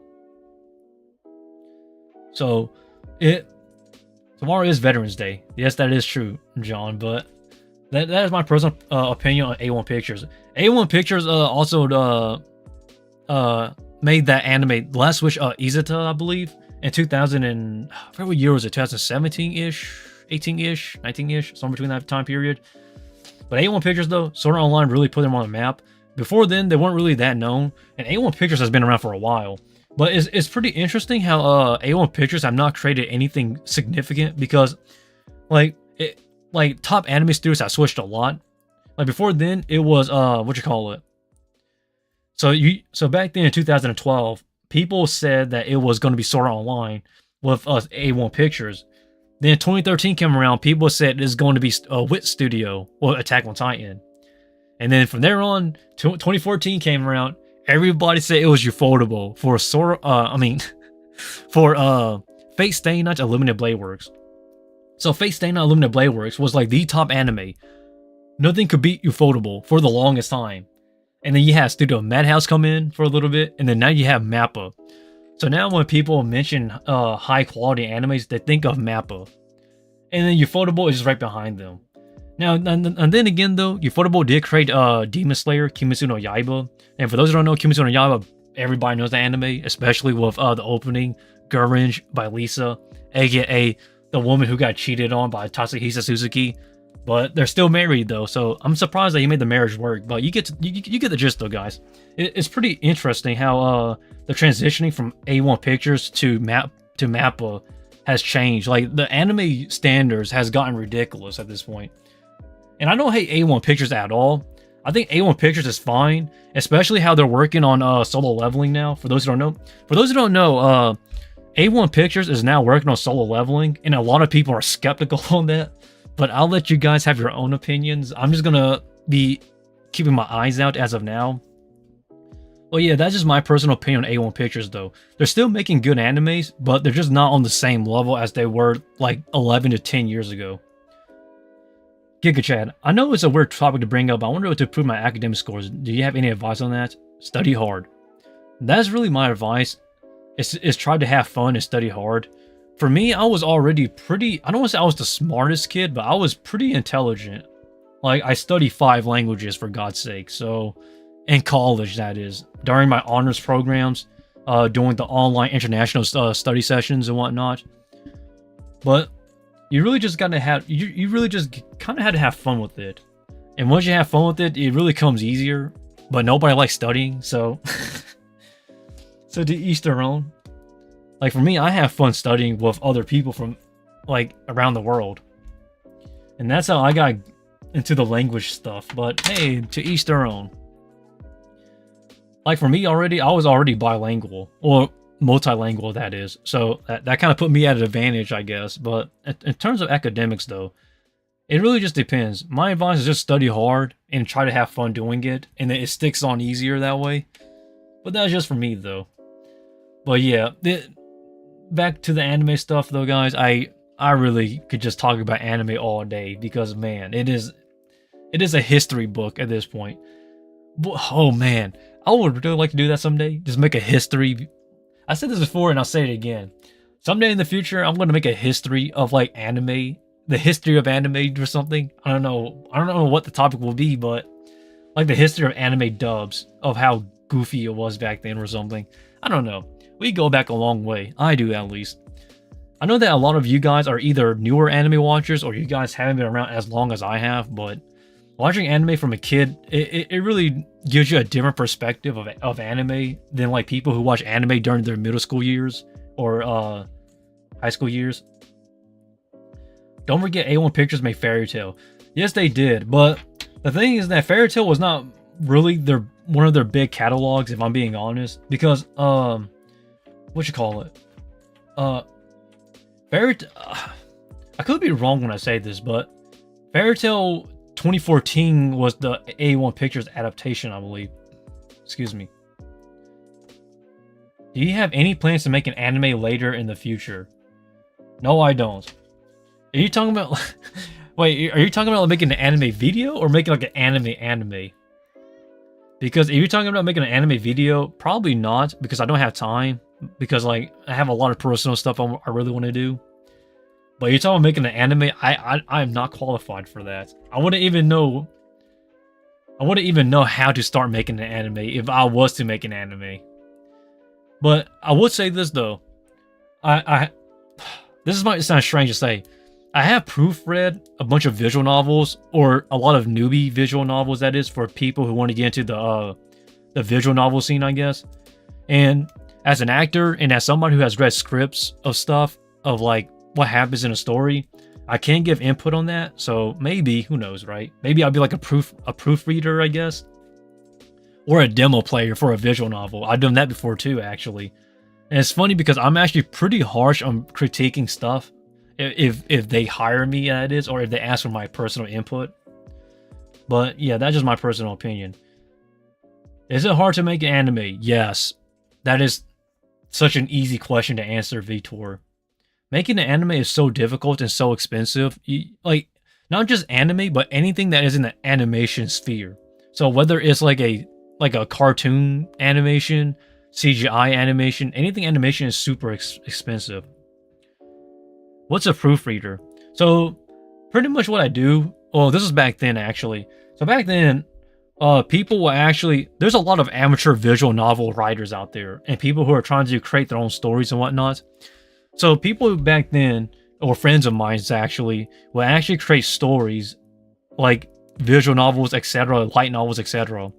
And they will ask me to proofread it. And essentially what I'm doing is I'm just reading over it and seeing if it makes sense to me. Like if it makes sense to me, then I think it's fine.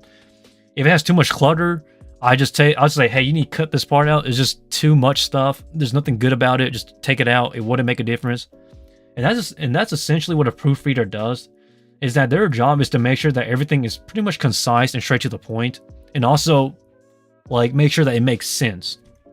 Because here's a big problem. Believe it or not, the biggest problem with a lot of new writers nowadays is that they don't want to cut out anything. So you have this overly dragged out story, and it's just annoying to read. So it really frustrates me. Like, oh man. So essentially though, I'm an editor to a certain extent. I don't really do punctuation and whatnot. All I really do is just read over stuff and make sure that it makes sense and make sure that it's concise. And that's essentially what I do. And I've done this for quite a few of amateur visual light novels. So anything with about 10,000 words or less, I guess, in terms of reading over and whatnot. So that's a little bit about my background for those who are wondering. And this is when I was still doing, well, I am still even now still doing stage acting, but that's the reason why people ask for my expertise, is because like I legit come from stage acting.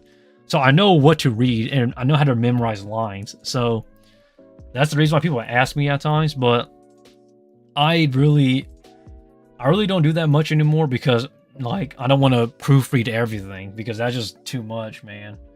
And it's annoying to do too, because you will think that like, so I think one great example is this. When you're writing some stuff, sometimes people put a certain limit on the threshold or how much they got to hit in terms of word count. So for example, some people have to hit 10,000 words for their latest chapter or whatever they're trying to create. And when you read it, you just figure out that a lot of this words is just filler stuff. Like they use too much ands, they use too much so's, too much nouns, pronouns, verbs, etc., etc. To the point where like you just really just want to cut those words out, because it's just fillers. But you get the gist though, guys. That was my job back then. But that was on an amateur level though, not on a professional level. Mind you, amateur level here. I just read the manga books from my school library. That's cool. I think reading mangas from your school library is pretty nice. So our school library didn't really have much mangas because of censorship and whatnot. So what we had was a lot of the Dragon Ball stuff, Dragon Ball Z, Dragon Ball. Then we had Fruits Baskets, and then we had what you call it? Not Bell's Bob. And that's really all we had. Alright guys, it's getting late for me. Good night. Good night, Giga Chat. You gotta go to bed? Go to bed. I don't force anybody to stay on my live streams, for those who are wondering, and for those who are new. If you gotta leave, it doesn't really hurt. Just go, man. Like, I don't take it personal. I really don't. But yeah, though, in terms of anime news or anime stuff, feel free to talk about it down below. I will talk about anything in terms of anime, because I'm that good. Just kidding. I'm just the way I am, I guess. I've been watching anime for way too long. Middle East. Yeah, a lot of people are either from Europe, India, the Middle East, or the Asian countries. And for those who are wondering, I live in America, by the way, so I'm an American. Sort of. That's my ethnicity, I guess. Just say I'm American, but nobody can guess my ethnicity right. But that's better that way, though. Can't put a mixed kid into the mix because they will never know. Okay, hold up. Where I live is 3:27. 3:27 a.m. p.m. I think you mean a.m. Boy, if it's getting that late, you should go to bed though. Oh, I live in PA. Pennsylvania? We had Nigma in our library. Interesting. I guess everybody's okay. So, but I'm from Brazil. Okay, I see what you're saying. Wait, you're from Brazil? You speak Portuguese? Okay. Olá, como vai? Meu nome é Kumo Sensei. You speak Portuguese, right, Vitor? You're from Brazil, you speak Portuguese, right? Portuguese was actually one of my 5 languages I studied. Like literally. Like, okay, for those who are wondering, and for those who don't know, I studied quite a bit of languages. English is not my first language, believe it or not. So, for those who are wondering, my ethnicity, you will never know. But, God, it's so nice to see people that like from other parts of the world. It's honestly kind of refreshing at times because you just don't know what kind of people you'll meet online, I guess. What are the 5 languages? Okay, so obviously you have English, you have Japanese, then you have Portuguese, French, and then Hmong. So for those who are wondering, yeah, that's really where it goes, man. Because your Portuguese is good. Oh man, my Portuguese is my Portuguese is not that best, man. But yeah, shout out to the Brazilian fans. I stated this last time, and I guess I'll state it again here. So yeah, quero agradecer a todos no Brasil por assistir. Não posso dizer-vos como me senti. Like I really can't express my gratitude to all my Portuguese fans, or all my Brazilian fans, that is, because I actually like it's just crazy, man. I feel like when you're the memories of studying other languages, it really just takes me back. Like, it really does. Like, man, people don't understand. They think that like I speak only English, but yeah, we really go back though. Your first language was Swahili. Not for me. I don't speak Swahili, but Salud. Oh man. See, Man, you people don't understand, yo. We just had to go back long ago when I was still a young lad studying other languages, man. Like, like you just people look. So, man, I don't even know exactly where to start when it comes to the language. So, like I stated, I started as man, I don't even know where to begin. So, long story short, for those who are wondering, so for me, I've studied 5 languages. Obviously, I'm not multilingual. I mean, I'm not polyglot. I think that's the right word. Is that the right word? Polyglot? I think that's the word everybody uses for somebody who speaks multiple languages fluently. I could be, but I choose not to be because I just really want to have fun speaking other languages. But yeah, though, uh, yeah, that's really, man, that's a story for it, man. All the memories are flooding back in, guys, so I can't process what I want to say. Let me take a breath. Okay, now we got into breath. Now we should talk. So for me, languages was actually a very special case. For those who don't know me, my family is already multilingual in a way. My dad could speak, my father spoke 3 languages. My mother spoke 2. For me, I grew up with 2, obviously, and then I learned English, and then before I knew it, I'm here. And at the time, even in total languages, I think I studied around 7 or 8. So the other 2 languages was Latin and Spanish. But I never actually went in depth into those languages because the thing was that at the time I was learning way too many languages. It was just too much. Not to mention Portuguese and Spanish were very similar, so I was getting those 2 mixed up. And then Latin, I just took it for fun, so I never took it seriously. But during my college years, though, I was in a online international group study session where we met with other people from around the world, online that is. And basically, that's how we communicated. So for us, we really just spoke other languages to try to learn it fluently. So for me, English was the first one, obviously. Then there was Japanese, and then Portuguese and other languages came along.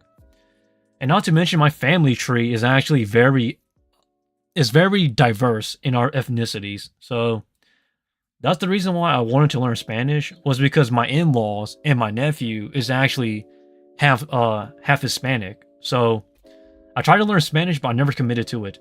I took Spanish in my senior high school years, and I took Spanish honors, by the way, the honors course program for Spanish, but I never committed to it. So yeah. Oh man, hola amigo. Look, mi español es mal. Yeah, my Spanish is bad. It's really bad. I don't speak fluent Spanish. But all the other languages, I can speak it decently to an extent. So I should be fine with the other languages. Not Latin though. Latin I'm really bad at, for those who are wondering. So our family tree is actually very, very, very... So your family comes from Spain. Not my family. Nope. My family does not come from Spain at all. 私は日本語を話せません. Google, I can't read that kanji. It's so condensed. そうしています. Why are you trying to speak in Why? Oh man, this... Sorry. This right here. Watashi wa Nihongo. It's... If you're a guy, you would... Okay, formally speaking, watashi is pretty much the formal way of going at it. But for those who don't know, watashi is actually feminine. So if you're a guy, you would say boku. Most of the time, you would say boku. Like, boku wa nihongo wo haneshemasen. Google, I think this is... I can't read this kanji. It's so condensed. Sorry, I need to actually see what this kanji is. I can't read all the kanjis here because it's really dense.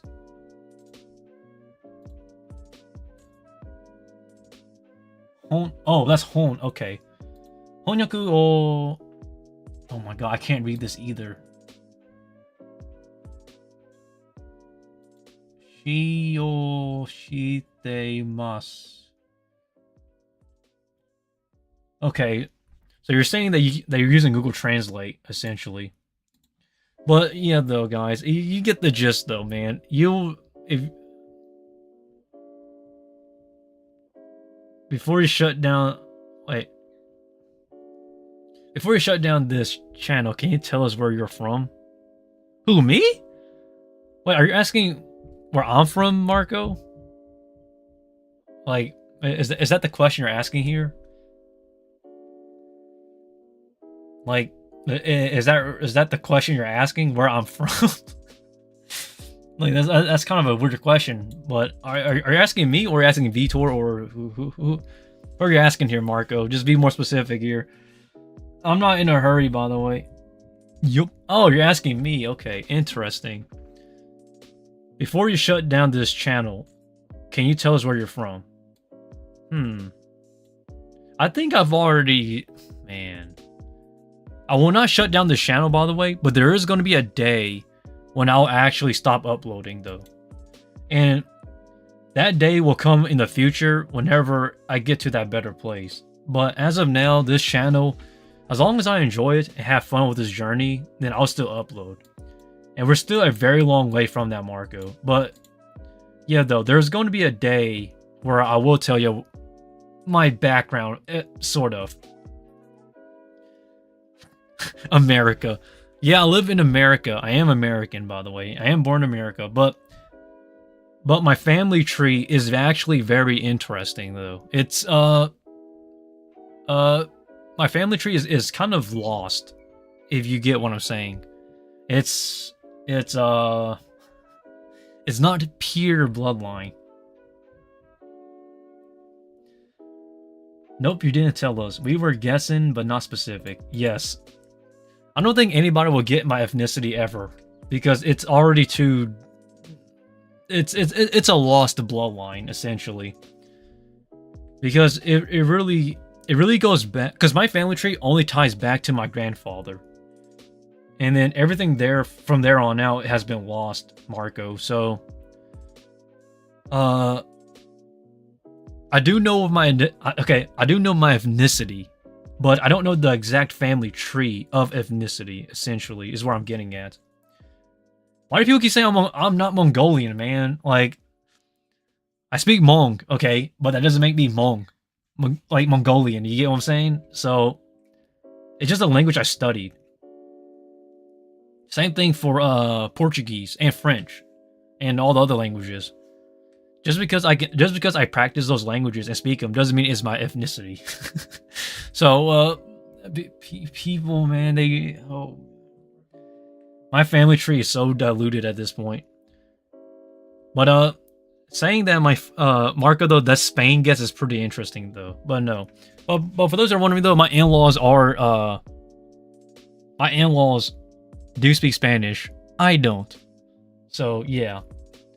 My nephew's half Hispanic, and then I have a my look our nep look our look my look my nep look the nep I don't even know where to start.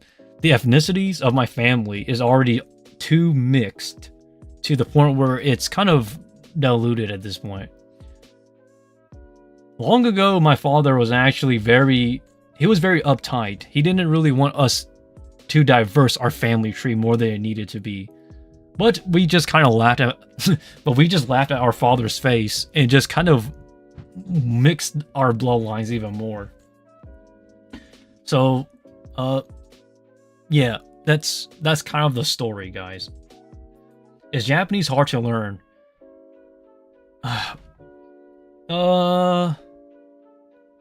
Yes and no. Japanese is kind of like, I think the best way to put it is that in terms of speaking it, a lot of the pitch accents and stuff is important, but in terms of like the syllables and whatnot of speaking Japanese, there's really not a lot.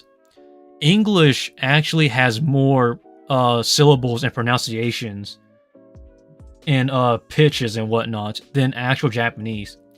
What makes Japanese hard to learn is actually the kanjis and the whatnot. That is actually the hard part. I think the best example is this. English as a language has some of the biggest and most largest pool of words in terms of vocabulary. But just because I speak English doesn't mean I know every single English word there is. So, to put it simply, Japanese is pretty much a never-ending learning process. You can speak basic and good Japanese, but you're always going to be learning more Japanese words. So, I wouldn't necessarily... Japanese is hard to learn, I will admit that, but it's not as hard as what people say it is. It really just depends on the person and how they approach it. But that's just my personal take, though. By you look Asian. Asian is most likely. Yes, I am Asian. It's obvious. But it's actually lost. Excuse myself. Our bloodline is lost, Marco. It only goes up to my grandfather. Everything else has been mixed in because what happened was my grandfather was actually an orphan. Everyone in his family passed, except for him. He ventured into another country essentially, and then another let's say another group took us in, and my grandfather kind of like, he was a very wise man, so he wanted the family to stick together, but little does he know that the family tree has gotten more and more diverse over time. So now we're mixed in with everything at this point. Which is why all of us are good looking. Like they say, mixed kids are good looking. All of us are good looking. So because of that, since we're essentially mixed at this point and attractive, it really makes it easier. It makes it easier for us to find a partner, I guess. And so our family tree just decided to, you know what? Screw it, let's just mix in the bloodlines even more. And then before you know it, our bloodline is everywhere now.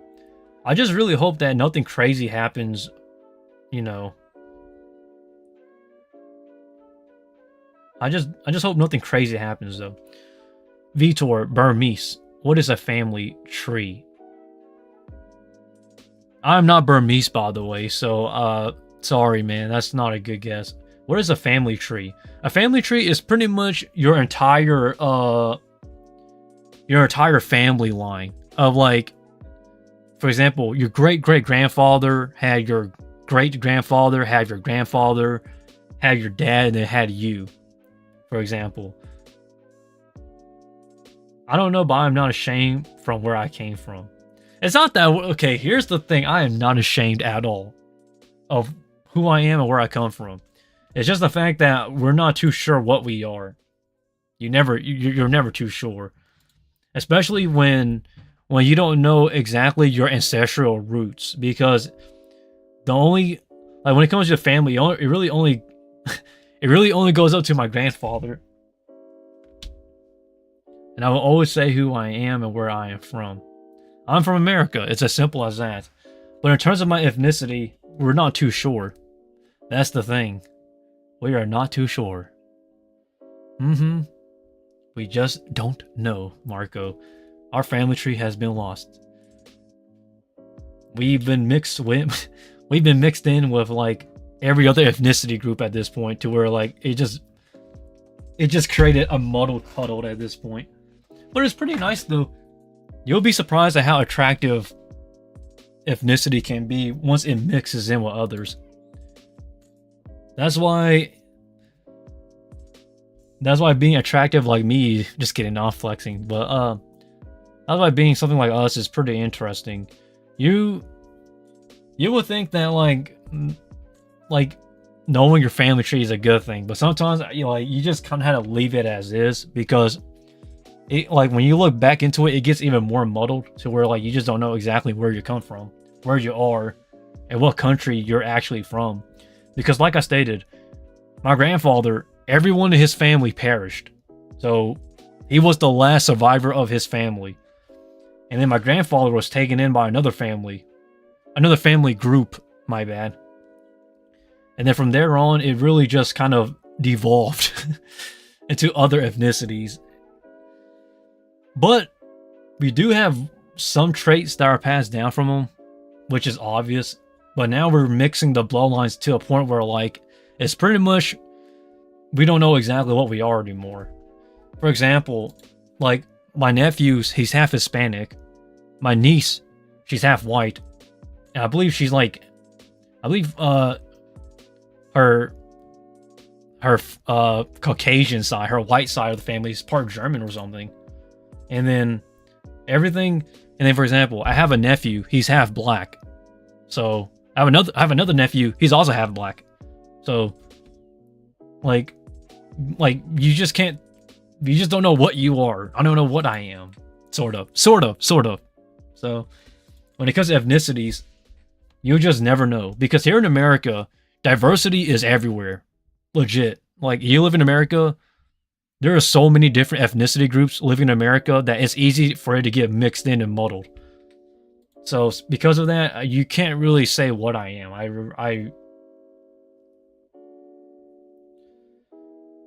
That's just my personal ethnicity. There goes. How old are you? I'm approaching my mid-20s, by the way, Vitor, if you're wondering. I'll be approaching my mid-20s pretty soon. I'm getting pretty old. I'm still young, but I'm getting older though. Why people always suffering from war? We never attack any country, only defense. Well, Mark, I'm not gonna go into that because that's more into politics. I don't specialize in politics, man, so I really can't give you my personal take on that. But in terms of ethnicity, though, guys, I don't think anybody will ever figure it out because I speak too many languages, baby. 皆さん、ありがとうございます。本当に Oh, wait. I am 14. Kid, you have a lot to learn. Once you grow older, you'll understand the power of being an adult. But you'll figure it out, though, man. You're still young. My advice is that experience a lot of things and enjoy your life. Mid-20s. Bro, you told us you're more like 30. No, if it seems like I'm in my 30s, it's because I grew up too early. My whole family grew up really quick, man. You will not believe it.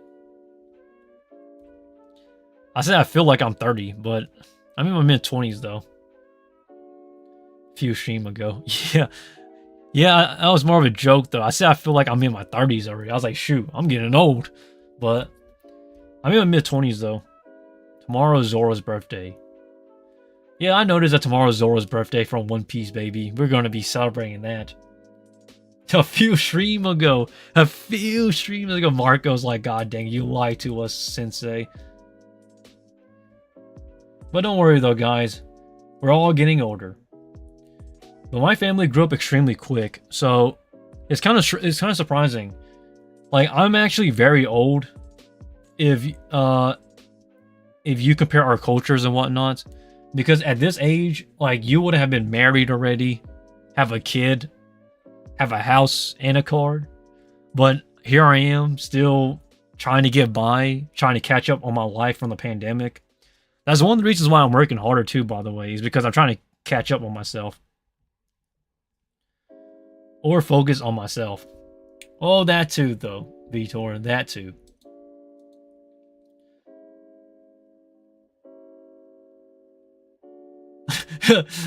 Oh god. I said that's a joke. Watch your older stream. You say I'm almost 30. I always check stream, I miss. Yeah, I said that more as a joke though. I didn't really think you'll take it seriously though. It feels like I'm getting in my 30s, but I'm not even there yet.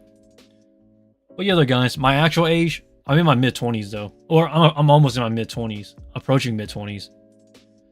It's kind of surprising because Marco, I'll tell you this, I'm 3 years behind everybody else. Which is why that's why I made that list of the things to do in my 20s before I'm 30. Because here's the thing that people need to understand. The pandemic was 3 years, remember that. So when COVID hit, the pandemic went from 2020, 2021, into 2022. Those 3 years, man, I was legit just stuck in my house. I had no job. I got dumped by my ex, my bad. My business went downhill, and then I got left behind in life because everything was shut down in the world. So The purpose now is to catch up on everything, which is why I made that list in my 20s. And pretty much I'm slowly catching up, guys. And here's the thing, I'm actually a very hard worker. So I think I stated this before and I'll state it again. I am not a big fan of poor work ethic. If I'm going to do something, I'm going to give it all I have. So I work really hard. So that's kind of why I don't really go easy on myself. I know that it's pretty. I see a lot of people telling me to take breaks and whatnot, but I don't feel like I haven't felt like I've earned that break yet. So I'm just gonna keep doing the best I can do, I guess, and work harder. But essentially, though, I'm trying to legit catch up on those 3 years that I got stuck in shutdown. Essentially, so soon I'll be getting my car, and then soon I'll be getting my life back together. And then it shouldn't, and that will not take that much longer, by the way. I say the next year or so, I should get everything going together. Should I get a girlfriend? You're only 14, dude. No. I mean, you can if you want, but I don't really, well, actually, depends on you, honestly.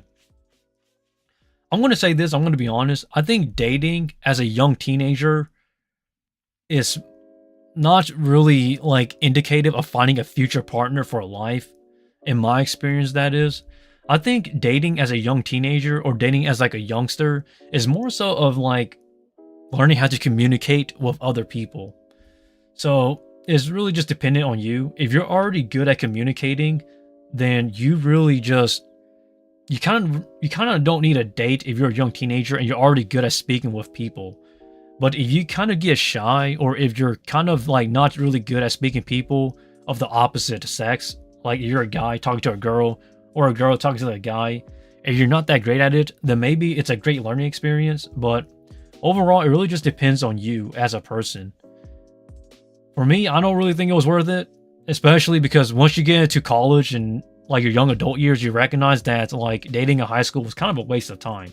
But that's just for me, honestly. Depending on what you need for a girlfriend. Yeah, too much protein. Marco's like, God dang it, you need to have your muscles, man.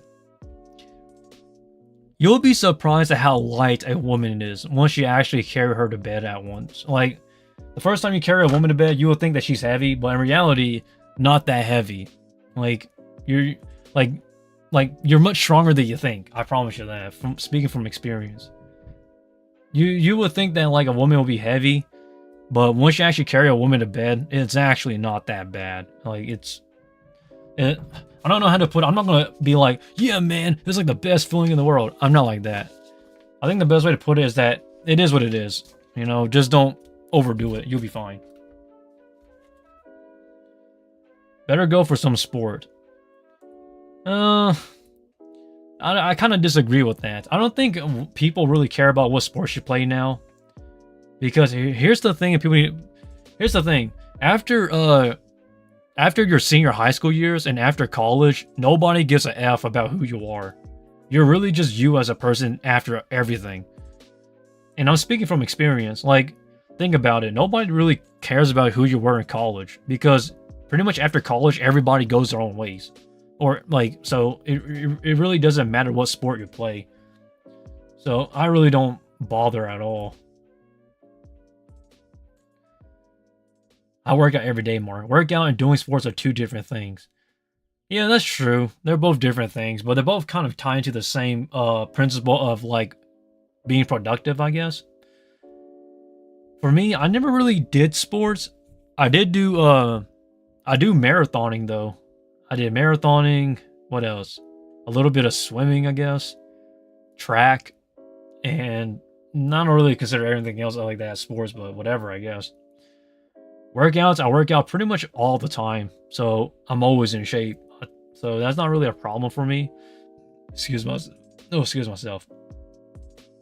The thing is, your nation is way too different.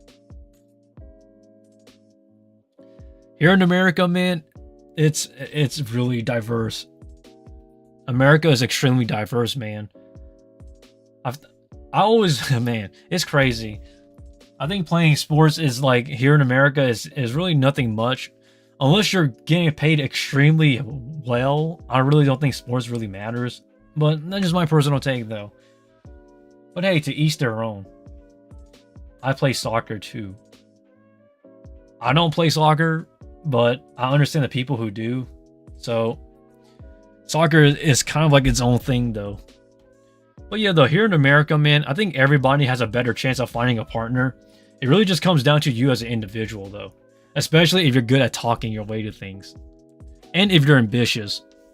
If you're ambitious, as in like you have goals, dreams, achievements, or things you want to do, it's really like an attraction for women, sort of. Well, I'll take that back. It's more so of like a better look for you as a person. But hey, that's just me, though. My personal experience here. But hey, to each their own. Not to mention, here in America is really diverse. So you'll pretty much meet every single person from every single country here in the United States. Like here in America, I've met so many diverse ethnicities already.